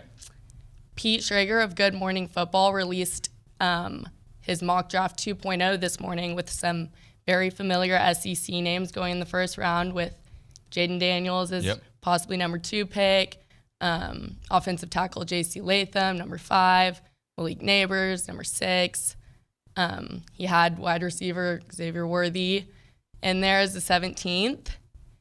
You want to stick with the draft or keep it moving? I'm going to allow you to make the executive decision. You don't seem very into it. You're like, oh, do you want to stick here? No, I don't. You have something a little bit better? Let's move on to the portal. We've got some big stuff happening in the transfer portal. We have former Tennessee starter Tyler Barron is currently expected to re-enter the transfer portal. According to On3, he's moved around a little bit after he committed to Ole Miss in the winter and then transferred to Louisville, and now he's possibly back. Wait, this is all within the last few months? Yeah. That's what I don't like about the portal. Mm-hmm. Yeah. I don't think you should be, like, what do you think? You're a student. Should you be able to go tomorrow to Texas? No. Let me rephrase that. Should you be able to go tomorrow to U of H? No. And this is probably just me as a 20-year-old girl. What about all his friends on the team? I just want him to have fun. Sorry, what? No, but he's leaving his teammates. He's packing up and leaving. Let's be honest. He probably doesn't have a lot of friends. He's been there for like 12 weeks or 12 days. Like, he's like, transfer portal time. But I see your point. Like, that is a part. Friends was probably the wrong word. Acquaintances. Teammates. Friends on Snapchat. Sure. Move on. Moving on. Louisville is losing another star in the 2023 MAC Offensive Player of the Year. Running back Penny Boone has cut his list of schools down to UGA in Kentucky. The Longhorns suffer a big loss to the portal for the first time this offseason, with cornerback Terrence Brooks announcing his entrance to the portal on Tuesday. Consensus 4-star prospect out of high school and the number 10th ranked cornerback out of high school. Former Auburn wide receiver Javarius Johnson is going to visit Aggieland May 3rd. He is one of the top available receivers in the portal, 4-star recruit, posted 10 career touchdowns at Auburn. Would definitely be an excellent addition to the Aggies' stacked wide receiver room. And of the 247 Sports top 10 transfer rankings, the SEC holds 5 top spots with Ole Miss at number 1. Okay. A&M at number 2. Gig 'em. Thank you. Alabama at number 4. UT at number 7. And South Carolina at number 10. Okay. SEC dominating the portal like they dominate everything else. Some going back to basketball, or back in. We got some bad news in basketball. I don't know if you saw that. So when I say bad news, the Jordan Pope, who went into the portal, was deciding between A&M and Texas. He ended up picking Texas. Why are you doing that, bro? Like, come on. Not cool. No. Not cool, Pope. I know he's watching. Dude, come on. Yeah, come on. Send something in the text group. Right? Anyways, 2024 top 20 recruit Carter Knox, who had formerly pledged to Kentucky, has committed to Arkansas now to follow John Calipari, marking his first high school commit since making the move. Knox was the first member of Kentucky's 2024 class to decommit after Calipari announced his departure. And I think it's no question they definitely have some sort of bond, friendship, because Calipari actually coached his brother, Jazz forward Kevin Knox, who also played at Kentucky. Moving on to baseball. Let's get one more in because we got to hit a break here. Perfect. Well, SEC had a perfect midweek for the first time all season, going 12-0. That's an interesting stat. I didn't know that. Yeah. Definitely the highlight was Georgia's 15-inning win over Clemson on Tuesday. Excuse me, Clemson. That's right. Yep. Florida had a season high of 7 home runs to beat Stetson. Jack Caglianone logged 2 home runs after ending his 9-game home run streak on Sunday, but now he's 11 home runs for 11 games. Awesome. Great stuff. I appreciate you. Also is Notre Dame, who has the most draft picks. Look at her. Okay, Kelly. What? Holler. Sorry. Why did my voice get that high there? Good stuff. Match and pitch. I know. Like, I didn't know I could do that. Thank you very much. Appreciate you. Let's hit a break here. And before we go to break, you guys got to check out Hush and Whisper Distilling Company. Awesome place. I don't know if you guys partake in the spirits. I don't even know if you're allowed. I don't know what the rules are anymore. But if 14. You're 14? I'm 20. Might as well be 14. Well, in a year. All right. In a year, I want you to go check out Hush and Whisper. I know you're of age, right? Oh, yes. All right. It is a cool place. It's a cocktail lounge, innovative distillery, founded to defy convention and distill true grain to glass spirits out there. They're in the Verisco building in downtown Bryan. It's a great place. And here's a couple of the options you can do there. You can go reserve a tour, which I highly recommend you go do because you're going to learn all about it. You may not think you're interested in it. It's like when you're watching like a wildlife show on TV, like, wait. Am I still watching 30 minutes later? That's how it is. And if you're into that whole science behind it, you're going to love it out there. They do these great tours and tastings, and you'll love it. You can book an event for a meeting. You can book an event for a celebration, team building, whatever it may be. Come in for a cocktail or a mocktail. You can buy a bottle. You can experience it at home. Gin, vodka, white whiskey bottles for sale. It's an awesome place to go, and I really think you'll just like the vibe when you go in there. It'll be a place I want to hang here for a while. It is open Thursday through Saturday, 11 a.m. to 11 p.m., 219 North Main Street. Go do something different and experience an experience. Experience an experience. There you go. At Hush and Whisper Distillery. It is hushandwhisper.com. Again, hushandwhisper.com.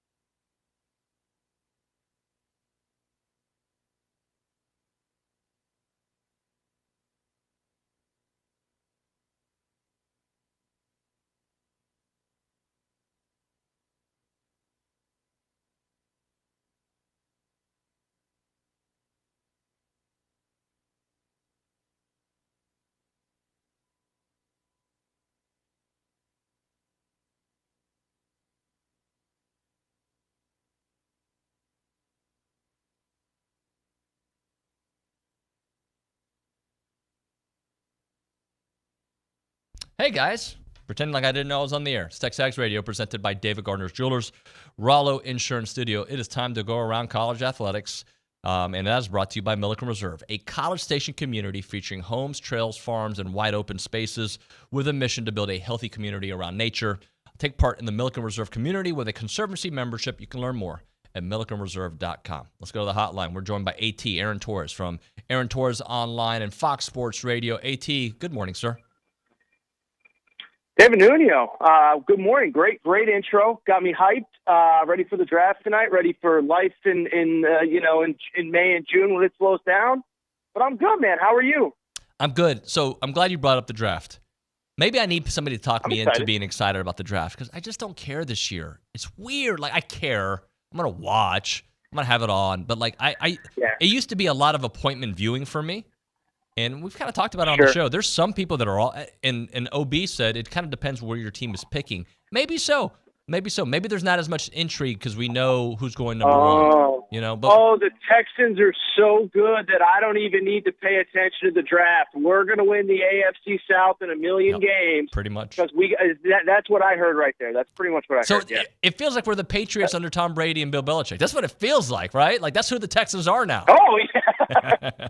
Yeah, I mean, defensive head coach, quarterback that, has made the playoffs. It's basically identical.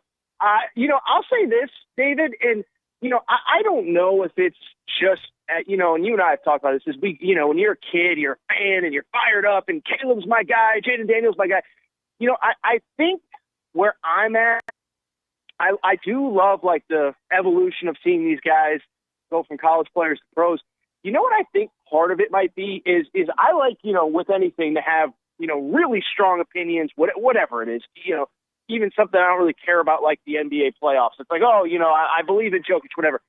I think what I've learned, David, is that, like, we're just going to be so wrong on so many of these guys that it's like I think that's where my lack of fire is like, I think Michael Penix will be good, but, like, he's 24 years old with an injury history. I'm not rooting for injuries, but it's a fact. Bo Nix, really revived his career, but, like, was it because Oregon was frankly more talented than everybody they played? Like, so I guess that's kind of where I'm at is I'm going to enjoy it. I think once we get teams and picks and we can actually say, okay, oh, wow, Michael Penix is going to play for Sean Payton. That's really interesting. Whatever the picks end up being, I think then there will probably be a little bit more fire in the belly. But for me, it's just like, I'm not going to sit here, 12 hours before the draft and jump on the table and say, I'm a Bo Nix guy. If you don't think he's going to be great, then you're the dumbest, because we all have those terrible takes, whether it was Josh Allen, Patrick Mahomes, whoever. So that might be, to me, where I think a little bit of the fire in my belly isn't quite there for the draft in terms of talking about it. But as you said, I'll still be watching tonight. Talking to Aaron Torres here on TexAgs Radio, presented by David Gardner's Jewelers, Rollo Insurance Studio. AT, got a couple other storylines I want to get into. So we had this conversation earlier. I think it was Saturday Down South that had the best quarterback rooms in the SEC. And I just want to ask you, what do you think? Best quarterback rooms in the country? You don't just cover the SEC. You cover it all. Who do you think? Who are 2 or 3 of the best quarterback rooms in the country? Well, I mean, now that Jaden Rashad is going to Georgia, no, I'm kidding. So what I would say, I just mentioned the team. What I think Dan Lanning did this offseason, this is how, I think Dan Lanning is a current superstar. I think he's a future superstar. Like, I know he hasn't had that big moment yet, lost to Washington twice this past year, all that. But I thought what he did this offseason, going and getting Dylan Gabriel, and then stacking the room where Dante Moore, a former 5-star who everybody wanted, can sit back for a year, get used to campus, get used to his teammates. I thought that was brilliant, okay? So that's one that I'm really excited about. And as you said, I'm glad you took it outside of the SEC. Obviously, what Alabama does this year is interesting. They're certainly not the best, but, I think there's already talk of, like, is Jalen Milroe going to be the guy all 13 games, all 12 games, 13 games, whatever it ends up being? Like, it's easy to support him now, but you lose to Georgia at home, he throws for 110 yards or whatever, then all of a sudden maybe you have to start looking at some other guys. And then I think the other one that stands out, it's super obvious, but it's Ohio State. I'm not a Will Howard guy, but everything else around him is so good it might not matter. But, credit to Ryan Day. I mean, you bring in Julian Sayin after the coaching change with Nick Saban. Beyond that, you obviously had Aaron Noland already committed. Devin Brown, who, of course, Ryan Day sold as his future going into the bowl game. Now might be the third or fourth guy. So I do give him credit, though. Listen, it's the NIL era. You can pay guys handsomely to be backups and develop. And that was obviously what Ryan Day's vision was this offseason. Did I miss any big ones, by the way? I wasn't ready for that question. Did I miss any obvious ones? You know what? I did you wrong there, AT, because I typically, if I'm going to go left or right on something we haven't really talked about recently, I try to give you a heads up. I didn't give you a heads up. It just kind of was like top of my mind, so I threw it out at you. But I thought you hit them all. I thought you did a great job. So, yeah, I was gonna say. And by the way, it's by the way, I'm not being a pain in the butt. I never mind going off script, and I will say, like, coming out of the NCAA tournament in basketball with so much portal stuff, I talked football for the first time on my show in a couple weeks here. It felt good. It felt good to reactivate the football part of my brain. So I love going football. I love going off the script. So I wasn't, upset with the question at all. I just want to make sure that I didn't miss a super obvious one that's super intriguing that we obviously need to talk about. Talking to AT here on TexAgs Radio, presented by David Gardner Jewelers. All right, so that brings up another off-script question. How hard is it for our job, right, to evaluate teams with this era? Like, this year feels like more portal. I mean, it is more portal than we've ever seen. Like, how these pieces are going to fit. New coaches are one thing. New coaches, new players are another thing. And then, like these portal additions that were at a different conference that we didn't cover as much, or now they're here, and how they're going to fit with it. I feel like with all the changes we've seen all over the country, it's going to be hard to evaluate not all teams, but a lot of teams. So I think that is a great question. And I'll tell you, and I think because the portal is so prevalent now, it used to be, I mean, even 3 or 4 years ago, you plug a hole here or there, mostly grad transfers, whatever. I could tell you, and I'm sure you could probably confirm this, David, you talk to stabs now. I think even 3-4 years ago, it felt like, okay, this guy did this at this level. It's going to equate to this at our level. And what that could be going up or going down. Could be a guy leaving Texas A&M to go to Texas State, and they kind of have an idea, okay, he didn't do this at A&M, but we think he can do this here.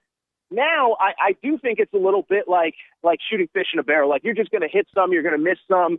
And I don't want to say there's no rhyme or reason, because that's what you pay all these, recruiting guys for on your staff. But I think there's obviously just a lot more variables that go into it. Playing at a higher level, more whatever the conversation is, it's just become a much, much, much tougher situation. And so, yes, I think it's harder. And sometimes guys really hit. I mean, Florida State last year was built on the backbone of transfers. Texas, I thought, did a very good job kind of plugging some holes over the last couple of years to have a championship caliber roster.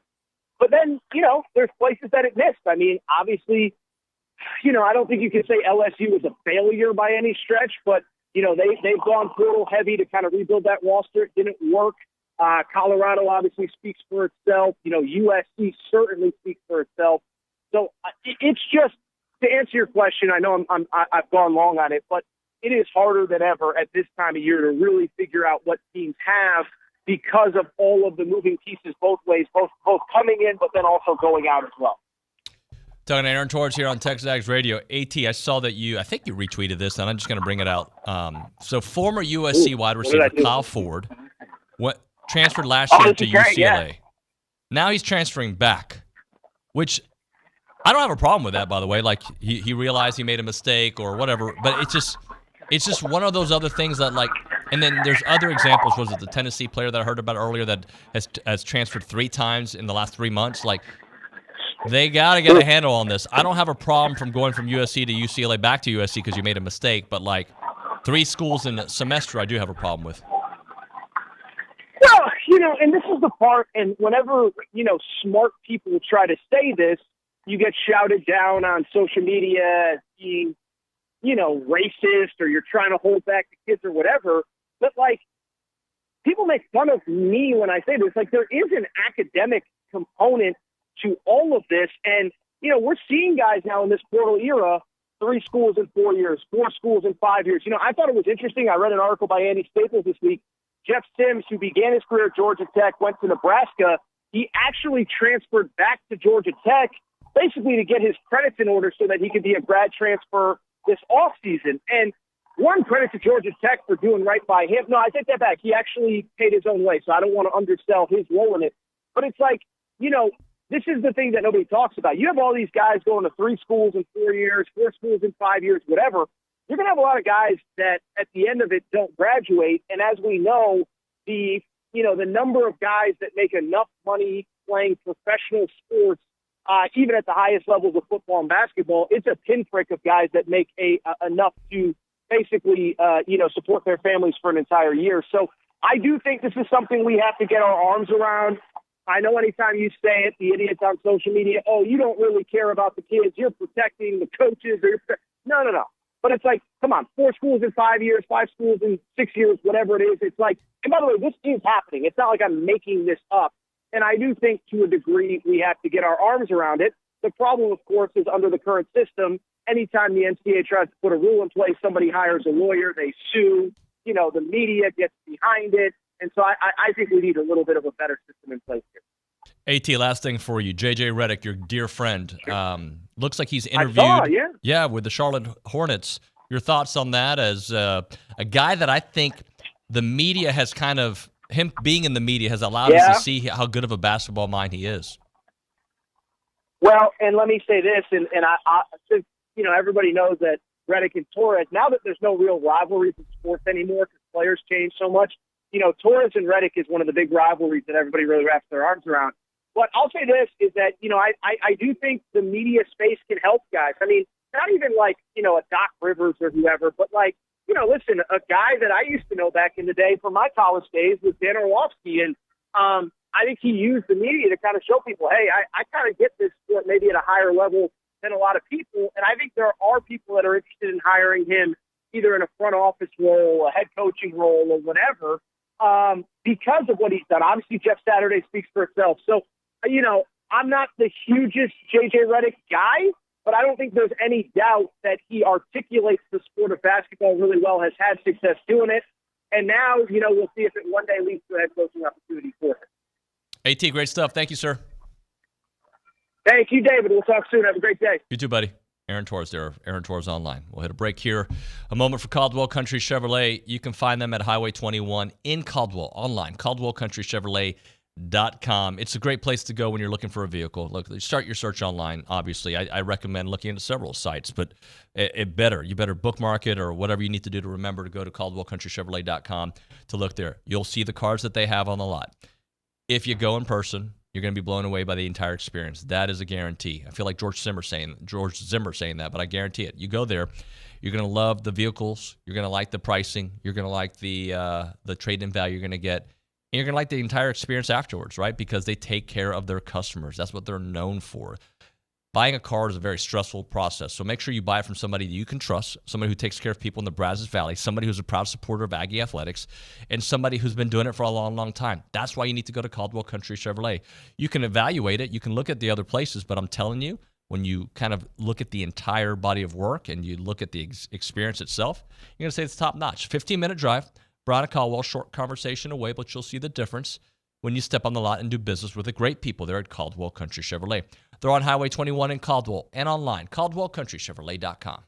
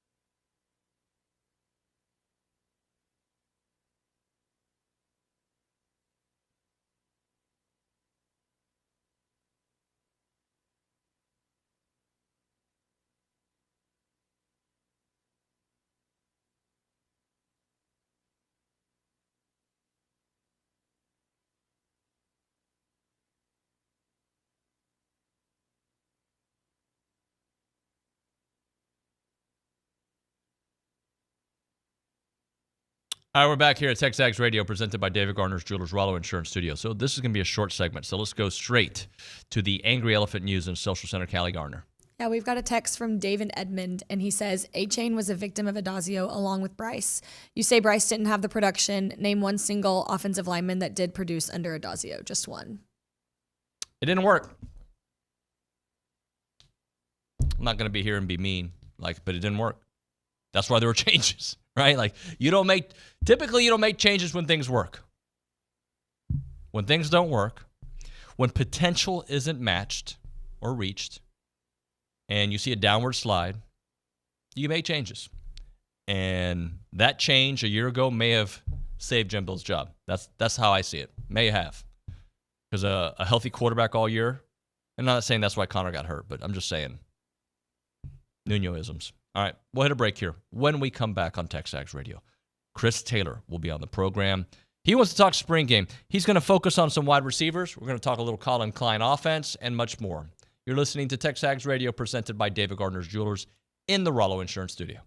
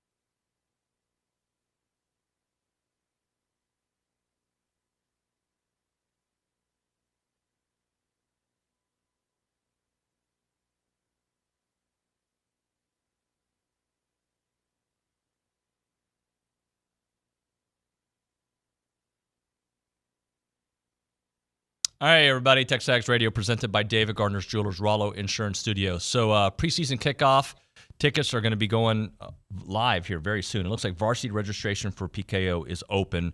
And then on Monday, premium subscribers can get that. Here's the information for you to know.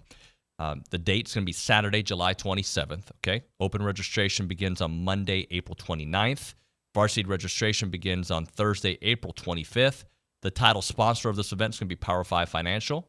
So good stuff going on right there. So that's the behind-the-scenes things for you to know. So make sure that you're ready for that on the premium boards and, of course, on the varsity boards. Let's talk a little spring football here on TexAgs Radio. And Chris Taylor, who we've been going back and forth. Last week I tried to get a little preview with him, but the dude's running around, got camps, got kids everywhere, doing some big things. I know a bunch of your kids are signing places, doing big things, CT. Yeah, man, it's been exciting. You know, man, we've got guys going as big as, you know, Texas Tech, but we also got guys that look at, you know, what's the best place for them, and, you know, is Oklahoma Baptist. So, you know, we've got a wide range of guys, and I'm proud of them, man. I can't take the credit for it. They just, you know, they work their behinds off. They do the things that I ask them to do, and man, they're getting a chance to go and play at the next level. So exciting times. Talking to Chris Taylor here on TexAgs Radio, presented by David Gardner's Jewelers. So I know you watched the film again last night. I want to start off with Colin Klein's offense, right? You were probably able to see a little bit at the spring game. We haven't seen the full wrinkles, but with what you saw at the spring game and maybe some things from Kansas State, what are the different things he can do to be creative and spread the ball? There's a lot.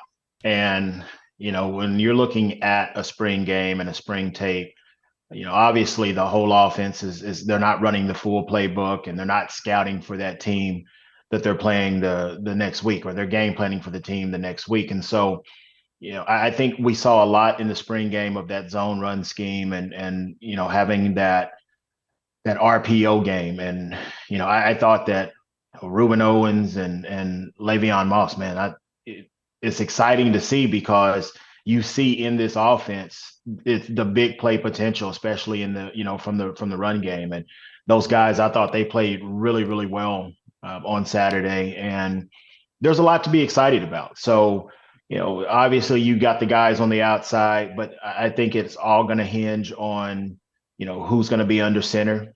You know, is Connor going to be fully back? Is he going to trust that foot? But man, Colin has a lot of things that he can be excited about, just, you know, simply from a scheme standpoint. And, you know, any particular week, you know, you can have the pass game that wins a football game. You can have the rush game that can win a game. And so I think it's going to be, the O-line has to play well, obviously. And I thought we showed flashes of that, being able to keep quarterbacks. And, you know, it was a touch deal, but I think that the O-line played well, you know, at times. And if we can just shore some of those things up, Colin has a lot to be excited about. He has a lot of different tools and weapons that he can game plan and attack a defense with. All right, so let's do some film review, because I know you were paying attention to the receivers from the game. And look, they still got to add to that wide receiver room, and hopefully they do that in short order. But Noah Thomas was the headliner when it comes to big plays. What did you see from Noah this weekend? Yeah, Noah, you know, I won't say he's in midseason form, but, you know, the ability to make plays, contested plays, I think is what's so important. And, you know, the big play that Henderson threw down to him around, you know, the 5 or 10, he goes up and makes a play on the diving catch in the end zone for a touchdown. Being able to make those contested catches are going to be huge. You know, being 6'6" and having a huge wingspan and being able to go up and attack the football. We know what Noah brings to the table. I just want to see him be able to get through 12 games, or, you know, hopefully 15 games this year, and stay healthy and be able to make a huge impact. I think he's good enough to be a wide receiver 1 if we can keep him upright, keep him on the field, because he has that much talent and that much potential. Talking with Chris Taylor here on TexAgs Radio, presented by David Gardner's Jewelers. A guy that I'm excited about, Cyrus Allen. He showed big play potential and just has that quickness that they desperately need. Yeah, I mean, it's the suddenness, you know, being able, you know, he showed the ability to be able to go outside. And, you know, during the spring game, he played a little bit on the outside. But I think a guy like him, he averaged 19 yards to catch last year. You put him in the slot, now he becomes a nightmare matchup. And, most teams, they're going to have their top two corners that are on the field when you're in base defense. But can you create that matchup when it gets 3rd and 6? You bring in that third receiver. Now they bring in their nickel. I think Cyrus Allen is better than that third corner. And I look for him to be able to make those big plays, especially in that slot versus, whether they want to run cover 2, if they want to go man. He's that quick. I think he creates a lot of mismatches when it comes to matchups with that third corner. CT, I want to go back to Noah for a second because I didn't follow up with something I was thinking when you were talking. I think we've all seen what Noah can be, but it's the consistency, right? And he can't get hurt, and he's got to get consistent. He'll do it 1 or 2 times. Can he be a guy that does it 10 times, 12 times? Yeah, and I think that goes back to staying healthy.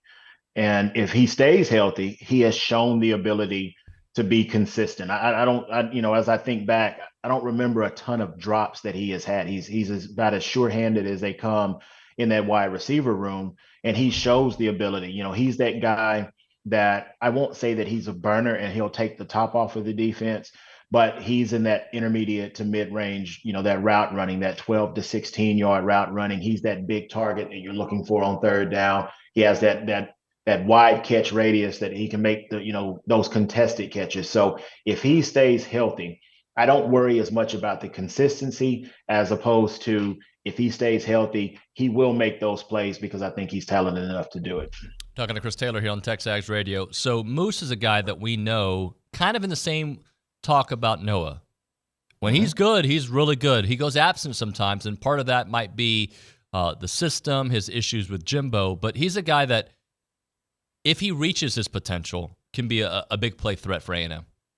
Yeah, and whether it goes back to the sleeves or whatever, and I typically don't listen to the broadcast with the sound on, but I think Stephen McGee made a great point during that game.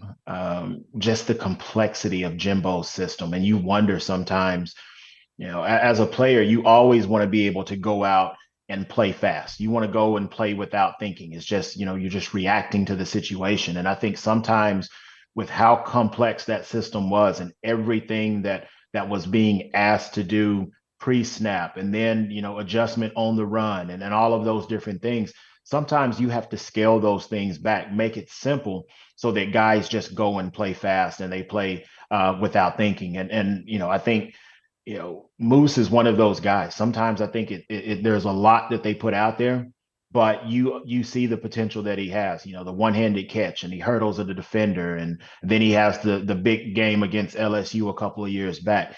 The talent and the potential is there, but you used the word, a few minutes ago, consistency. Can he consistently do it week in and week out, regardless of who we play? And I think that is going to be the challenge for Colin, to be able to get these guys touches early.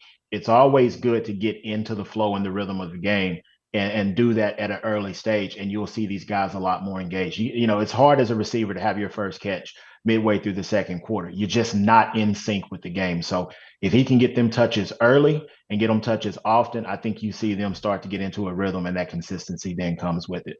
CT, we didn't really get to see a lot of big tight end plays because some of the guys are out. They're not healthy to go. But Big Theo had a nice play out there. Just when you think about the tight end group overall and some of the new talent and some of the growth we've seen. And I guess there's some unknowns with Donovan Green because of his injury, but he did show a lot his freshman year. Right. And I mean, I think Donovan is that guy that he headlines the tight end position. Theo is out there. Yes, he had a good play, but this is going to be an unknown. And you have a lot of guys that have not had a lot of time playing at this level. I think Donovan being the most veteran of the bunch, but I think they're going to be a key factor in this offense. Not just for their pass catching, being able to stretch the defense and be able to get in areas and calling on them on some of those pass situations. I think so much more in the run game. Being able to have a tight end that can control the line of scrimmage. You're going to be matched up on defensive ends and linebackers a lot of time, and being able to win those battles to be able to get room, because what's behind you. 2 and 8, they're explosive players. They're going to be making plays. that tight end position is going to be even more important, as that added person along with that offensive line. So I'm excited to see what they do. Cautiously optimistic, but I think we have a good group that has a lot of ability to be able to make plays. I did want to talk about the quarterback room and, take them in parts.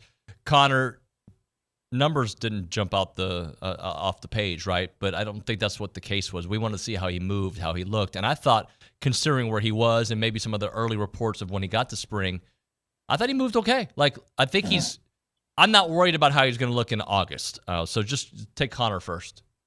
Yeah, and you look at Connor, and remember, the three guys with the most production were playing on the other side of the ball. So he's working with young guys. I understand he's had the spring to do it, but the throw that really says, okay, Connor's going to be fine, was that throw that he threw where him and Cyrus were reading the middle, and he threw the middle open. I think he threw a seam. It was 15, 20 yards down the middle. Arm talent, I never worry about with him. I thought that, I thought he played well in spots. However, I think that that foot is still a little bit in the mind. And, when you have an injury that does affect your lower body and it affects the mobility, I think sometimes that can creep in. And this was his really first live action, since really hurting that foot back. I think it was Auburn when he hurt that foot. So, I don't worry about Connor because I think he's smart. I think he understands it. I think some of it is he's learning, new terminology, understanding the offense, understanding all of those things.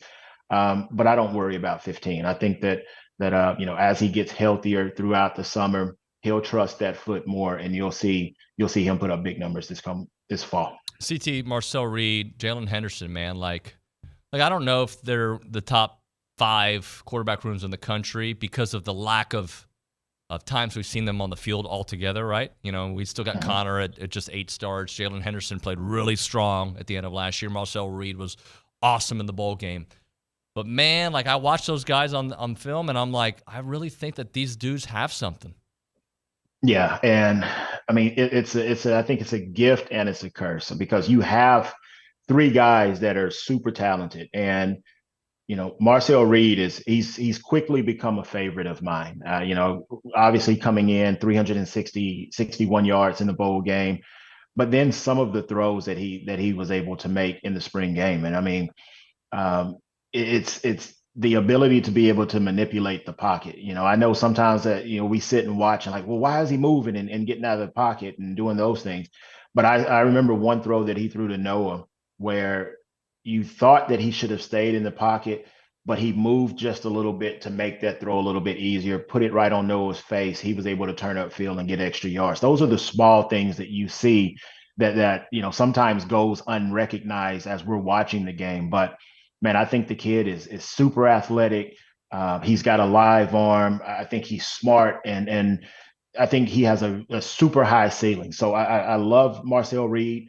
I love what he brings to the table. It's going to be interesting to see, who's QB 1, 2, and 3. I mean, I think it's a foregone conclusion that we're sitting, or not a foregone conclusion that we're sitting here and saying that Connor's going to be that guy. But we also got to make sure Connor gets to the season healthy. And then, so Marcel Reed, he's a favorite of mine. I think Jalen Henderson played well. Obviously having the games that he had down the stretch last year, we know what he's able to bring to the table. And so it makes for a good quarterback battle. You only can put one of those guys on the field, but I think we have 3 very capable guys that are able to lead this offense, that are able to make big plays, and I think that the coaching staff really trusts.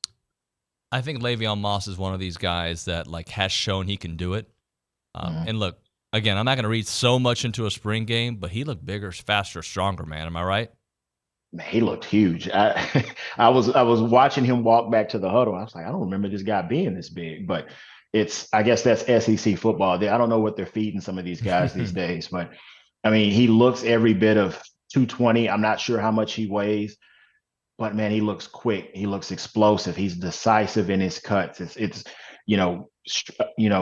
stretching and he's stressing that line. He's running, and then boom, he makes a decision. He puts his foot in the ground and he gets north and south. And then, he gets to that second level and he's shifty enough to go around the linebacker, but he has enough power to run through him as well. So, man, this guy is the real deal. I think he brings every attribute that you could ever want as a running back, catching the ball out the backfield, runs the angle route, linebacker slips, makes a catch, boom, he's off to the races. So I think Le'Veon is a special talent.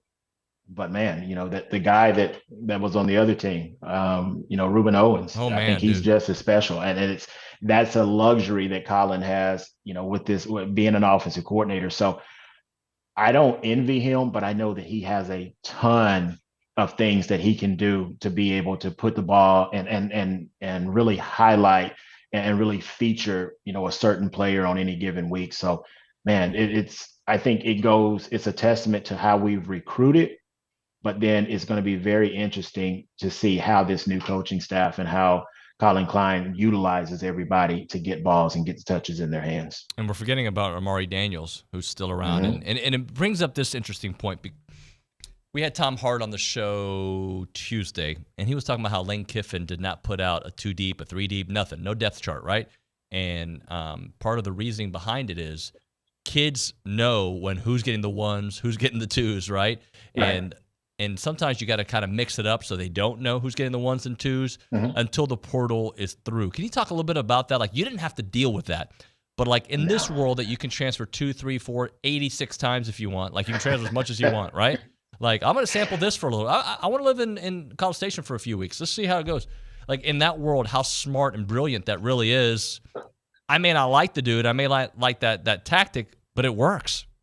Yeah. And, we're in a day and time where, either I'm going to play or I'm going to move on. And I think that's how you protect your roster. You get these guys reps during the spring. You don't put out that 1, 2, and 3-man, depth chart. I think that's more for us, the fans, as we look at it, because, if you're having guys that may start a game, but then the backup comes in and he plays 80% of the plays. I don't care that you're starting. I want reps. And I think that's what it's all about. Guys wanting the opportunity to be able to play. They want to be able to contribute. Yes, NIL and all of those things come into factor as well, but guys just want to play. And, I'm a little upset that it wasn't around during my time, from the NIL standpoint. I only wonder what my valuation would have been, but I also look at it from, I knew where I was. I knew what I wanted to do. And I don't think that it's a commitment thing or guys jumping ship. This is a business. And, I think the way that Lane Kiffin has done it, not putting out that 1 and 2-man depth chart, I think it locks guys in a little bit more. It gives them the opportunity to compete and to battle for a spot. And, I think, it creates that competition. Guys are going to continue to fight because they want to be the starter, and you're not naming one. So that means this job must still be open. CT, they're in my eyes, they're still kids, and you're still a kid. For me, I was a kid until maybe I was 30. Honestly, like 30. From the intellect, right? Or at least till I had children, which is in my mid 30s, right? Like that's just the way I kind of look at it. So like, I know people are looking out for these kids' long-term interests, but like, $600,000 is life-changing money, or whatever. $200,000 is life-changing money. I get all that, but if you aren't being taught how to manage your money, how to think ahead of a 4 or 5, how many multimillionaires have we seen in the NBA? Antoine Walker, like people who made millions and millions of go bankrupt because they weren't taught and they didn't know. Some instances they didn't get their degree because they didn't have to get their degree. Like, these kids may make some money their freshman, sophomore year, but there's got to be some long-term planning too. Yeah. And I think that's really important. And I always ask the question when I see a kid make a decision, I'm like, who advised him on that? Who told him this is a smart decision? And so I think, not only do you have the NIL, I think you have to get people around you that have your best interest, whether you're making a dime or not. You need that one person that's going to tell you the truth no matter what. And so I think if you have those people, you stop seeing some of the moves and some of the things that are taking place and some of the decisions. And so, I encourage these young men and women. You see what Caitlin Clark did with Nike. That's congratulations to her. And it's transcending and it's moving throughout all sports. And so having that person that's going to tell you the truth no matter what, that is going to give you the best advice based on the information that they have. I think those things are really important. And I'd like to see the NCAA and some of these colleges and universities have somebody around that can advise and that can talk you through some of the decisions, and so that you can weigh the options and just not make a knee-jerk reaction in the emotion of that moment and possibly make a bad decision moving forward. So I'd like to see some structure around some of those things. CT, great stuff, man. And oh, by the way, I didn't forget, but I did forget. There's a Nuñoism for you, Nick. Today's your birthday. Yeah, 32 today, man. So no, it's a good day. I normally just work. Actually, I'm 45, so don't let me lie 32 years about from that, when you but played at A&M. I normally work on my birthday, but decided today, you know what, I'm going to take today. I'm going to relax, get some projects and things done that I need to have happen, and then we'll attack it again tomorrow and get ready for the weekend. Happy birthday, buddy, and you're such a great contributor to the show, man. Thanks so much for making time. Yes, sir. Thank you all. Later, have a good one. CT on the breaking it down. We're going to hit a break here. We're going to talk about something really important coming back, Different Day Foundation. Kay Nagley helped set it up. Cody Johnson's wife is going to be in studio, Brandy Johnson. Cody Johnson, yes, the country star, and Marcy Bartula. We'll talk about that when we come back here on TexAgs Radio. But right now, I do want to talk about Yearflix and Chance McClain and all the good stuff that they have going on there. You know about Heritage Films. They're known for capturing family stories, family legacies, and now they're bringing a special way to document the journey of your children and your grandchildren with Yearflix. It captures your child or grandchild's years through a professional session. We're talking about 15 to 22-minute film, celebrating their growth, their experiences, unique personality, benchmarks, where they are in life. That is one option you can get through Chance and his company, right? But the other one is the Heritage Film, and you know all about Heritage Films. They tell people's stories. They tell family stories, and this is more of a 2-hour documentary that is so good, guys. We're talking about a 2-hour documentary about your family, telling your family story with all the videos, pictures, editing, questions that really capture the essence of your family name, your family story, your family ranch, your family business, whatever it may be. Chance McClain is second to none in telling people's stories, and I think you'll love it. The website is yourheritagefilm.com, yourheritagefilm.com, 713-893-8341, 713-893-8341.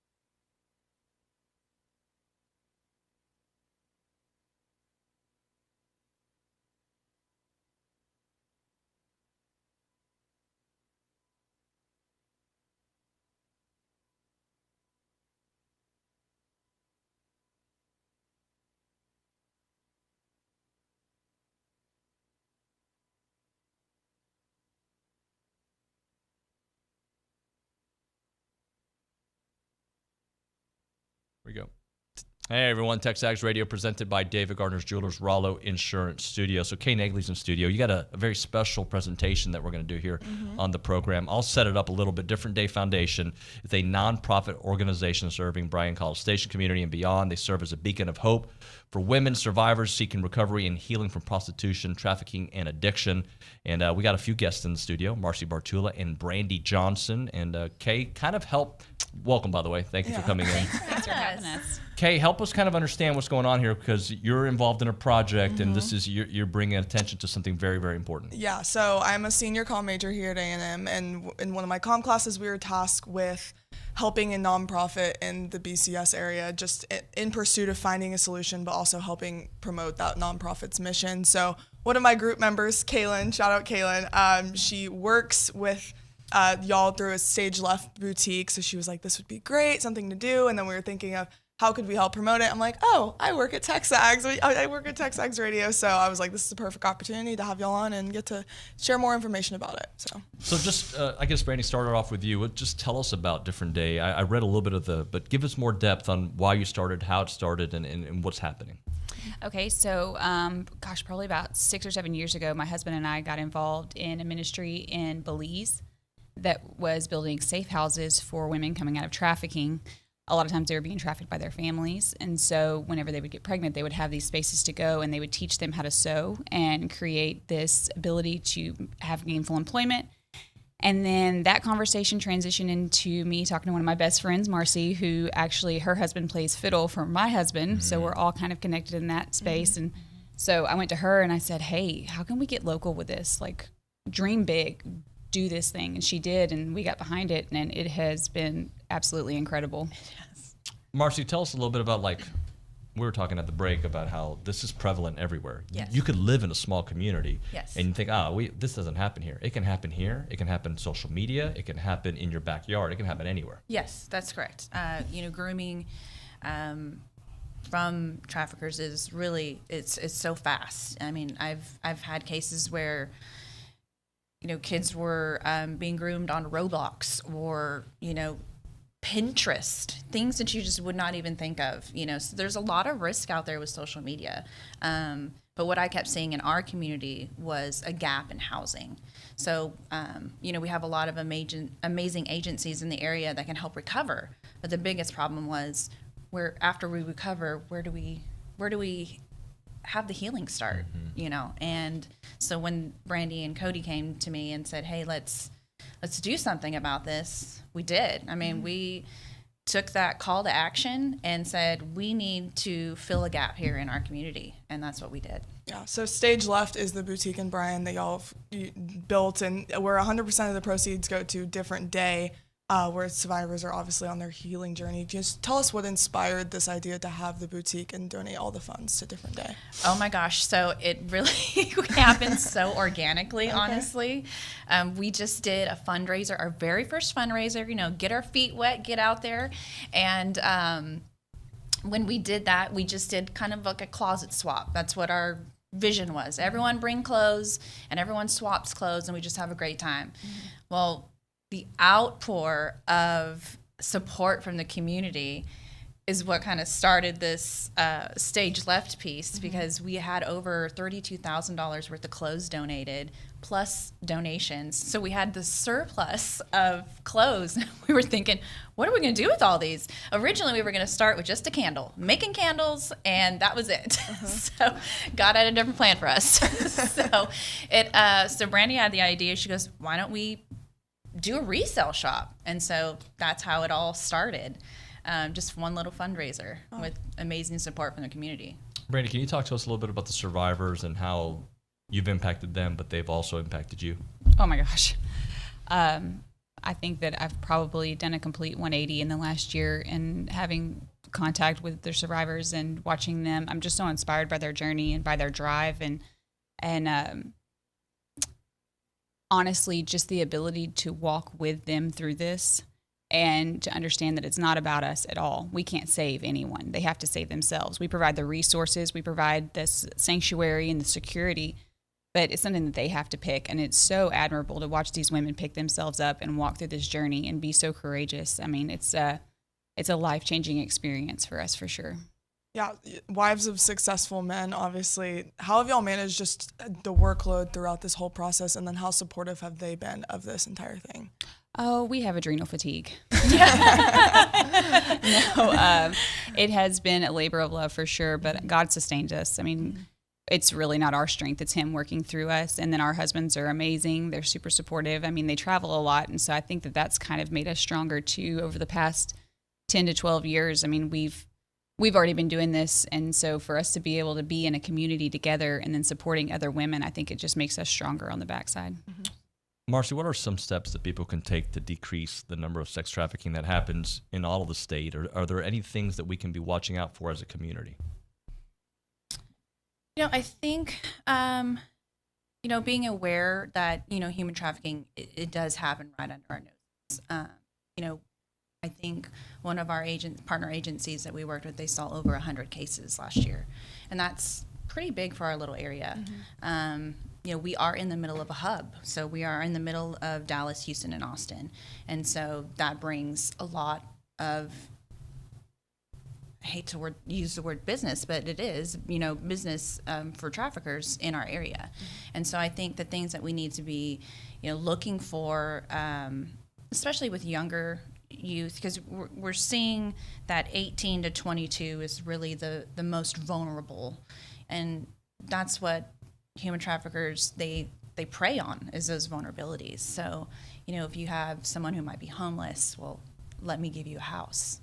I need food. Well, let me give you food. But now you have to return X, Y, and Z for me. And I think knowing the red flags, such as someone who is, becoming very isolated when they're not used to that, when that's not unusual behavior, or when they're constantly on their phone or being controlled. I think social media plays a huge role in how fast someone, can be groomed and be trafficked. Mm-hmm. It happens all the time. And I think learning the safeguards in terms of social media is really important for parents too, because it just happens so quickly. Yeah, for both of y'all, what has been your favorite part of this process in starting this? I think for me, seeing this dream that I had just come to life, and I still pinch myself all the time because I can't believe that it's up here, it's running, it's successful, and seeing the women that we serve meet their milestones and meet their goals and become better within themselves is just really the most amazing thing to see. Mm-hmm. It's really a beautiful journey. I'd have to say it's the relationships. It's meeting these women, and I mean, there's even been a couple that I know for sure will be friends for the rest of our lives. Mm-hmm. I can see so many ways that they've changed me and taught me, and so I think it's the relational aspect. I had assumed that it would be the business side of things because that's what kind of drives me anyways, but it's completely been the opposite. It's been so relational and so inspiring. Brandy and Marcy, you guys are doing very meaningful, powerful work. Thank you so much for joining us here today. Thank you so much, y'all. Thank you for having us. Okay, nice job setting it up. Thank you. Of course. All right, we're going to hit a break. When we come back, the Fan Show guys will be joining us. But right now, I need caller number one. We'll need, if you want a free car wash from Aggie Express, all you got to do is call 979-693-1150. They are Aggie owned and operated. With the friendliest staff and a personal touch, they offer a monthly membership. We're going to give that first caller a free car wash right now from Aggie Express in South College Station. Call up 979-693-1150.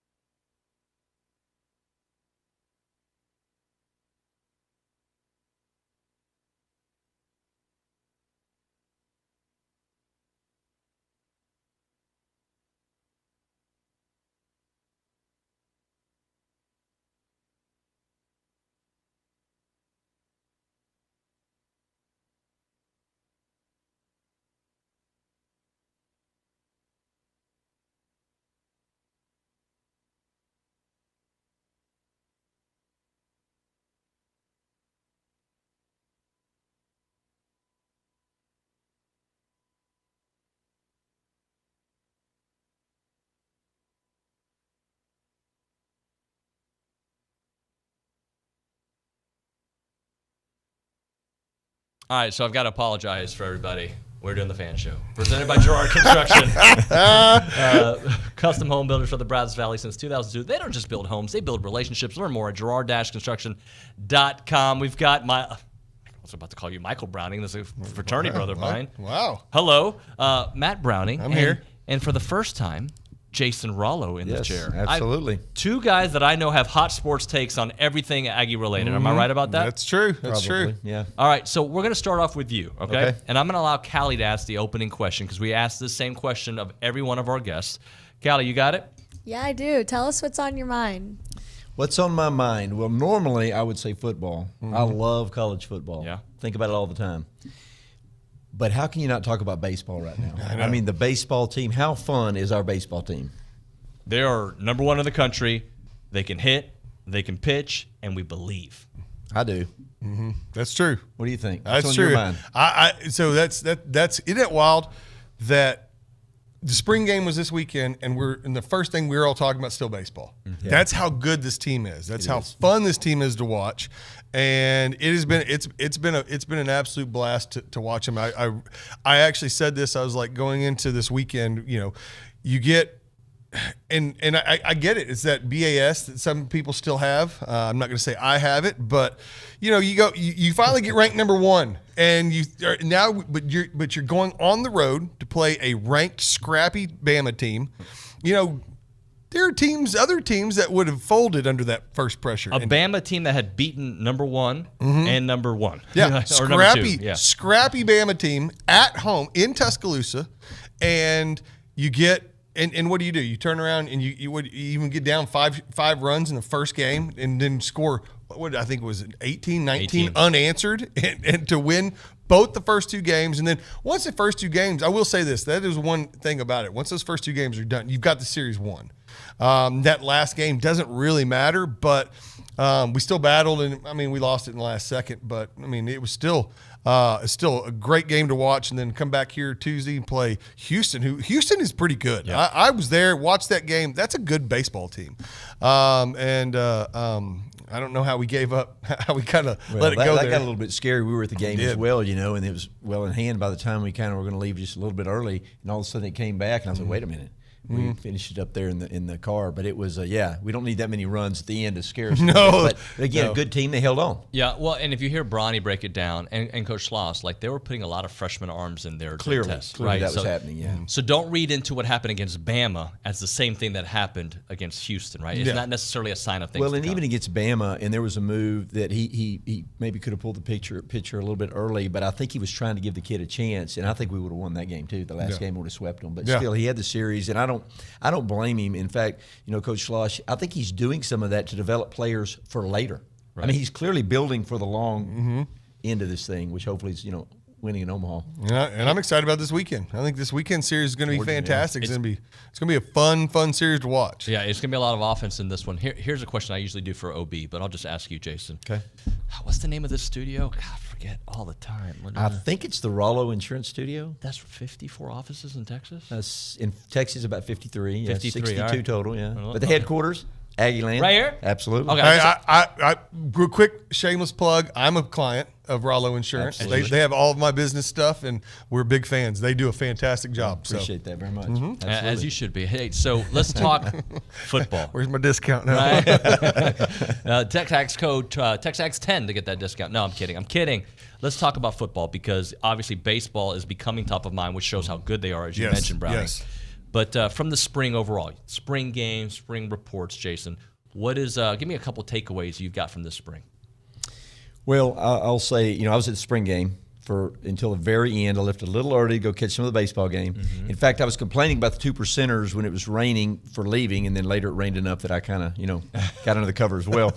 But the one I would say, when you watch a spring game, particularly a spring game, although there's a whole spring, it's hard to tell, right? But the thing that jumped out to me is our defense. I think we're going to be really good at defense again. Okay. I really think that. And then the other thing would be, I kind of was thinking, do we have a receiver that really has the speed to get away? But maybe it's because we're good enough for covering these guys well. I mean, there were some great catches. One, Noah Thomas, at least one that was great. So I don't know. I mean, I went away, I would say cautiously optimistic, confident, I think, especially in the defense. That's all you can ask for at this point, right? Yeah. Like, I think as Aggies, Browning, we typically we can get maroon goggles at times, but then after the last few years of I think this is the year, I think being cautiously optimistic based on the regime change and some of the personnel change can be where we're at right now. And to see that we're still active in the portal, we're still getting guys. I mean, my phone just keeps blowing up. Well, hey, football, basketball, we're getting it's fun. I love getting my TexAgs text telling me, hey, we got another transfer. And then we had a run of offensive linemen. So it's showing that they're not slowing down on the recruiting front, whether it's high school ranks or the portal. That's great to continue to see. And then getting in the spring, like you said, and I will say that, the Bryce Foster was a bit shocking that he would. We all kind of figured he was going to go and start focusing on track and field, and now to enter the portal is a little surprising, I'd say. If you'd asked me at the end of the season who was the least likely guy to transfer, he'd been on that list of guys I'd say, no, he's not going anywhere. That guy's an Aggie through and through. But I get it. There's some things going on there. So, but the offensive line is kind of the key, I think. I mean, I was thinking about this while you were talking about this earlier, about that quarterback room is really, really, I mean, we're really high on the quarterback room right now with Connor and if Connor's healthy especially, but then Marcel Reed, Jalen Henderson right behind him. Just want to say we met Jalen Henderson here that day. He was in here talking, and then he comes outside. That is one of the nicest kids. We meet kids, us grown men who still live in College Station meet the college kids all the time. We see them, talk to them. They're all Aggies. They're polite. They're great kids, but sometimes you just get that guy that's just different. I mean, that kid. He not only does he look you in the eyes, he's talking. He's genuinely interested in what you're saying. I was just a big fan of his. I think everybody should be. He's a really nice kid. But we said the same thing when we had a quarterback room that had Haynes King and Max Johnson and Connor Wegman. We said the same thing, and then we saw. Now that was here's some the difference. Offense stuff, right? Well, that's what I was going to say. Here's the difference. Maybe those guys weren't as good as we thought, right? That's fair. The offense certainly didn't suit them Did not help right? them. When they're doing, Pythagorean's theorem before every play and trying to figure out the reads, and they've got a 20-page menu of plays that they have to think about. I think they're going to simplify it with Colin Klein. Yeah, I think he'll help a lot with his background and skill set. But you go back to I was pretty impressed with Reed in the spring game actually. And so when you look at the three quarterbacks in essence that we would have, Connor, I think being number one, but I mean we're pretty blessed that way, right? And so again, to me, I guess the biggest question mark I have is the offensive line. Mm-hmm. If that comes together, I don't know. I think we could be dangerous. Yeah, that's what I was going to say. It's all about O-line. It's all about O-line, and we've got a lot of moving parts there. And let me offer this about Bryce. I agree with you. A few months back, I would have been surprised, and I would have been worried. Mm-hmm. But Mark Naboo showed us a lot last year, right, when he played. And for Mark Naboo to be the starting center before, any of this Bryce stuff came out there, that tells you what direction he was going. And let's face it, the last 2 years, the O-line, last 3 years, the O-line has not been up to par. Part of that's been coaching. Part of that's been system. Part of that's been development. Part of that, these guys haven't lived up to what we expected.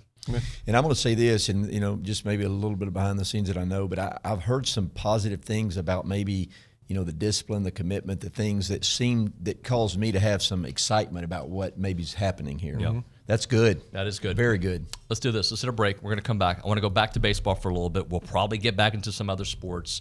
You're listening to TexAgs Radio, presented by David Gardner's Jewelers in the Rollo Insurance Studio.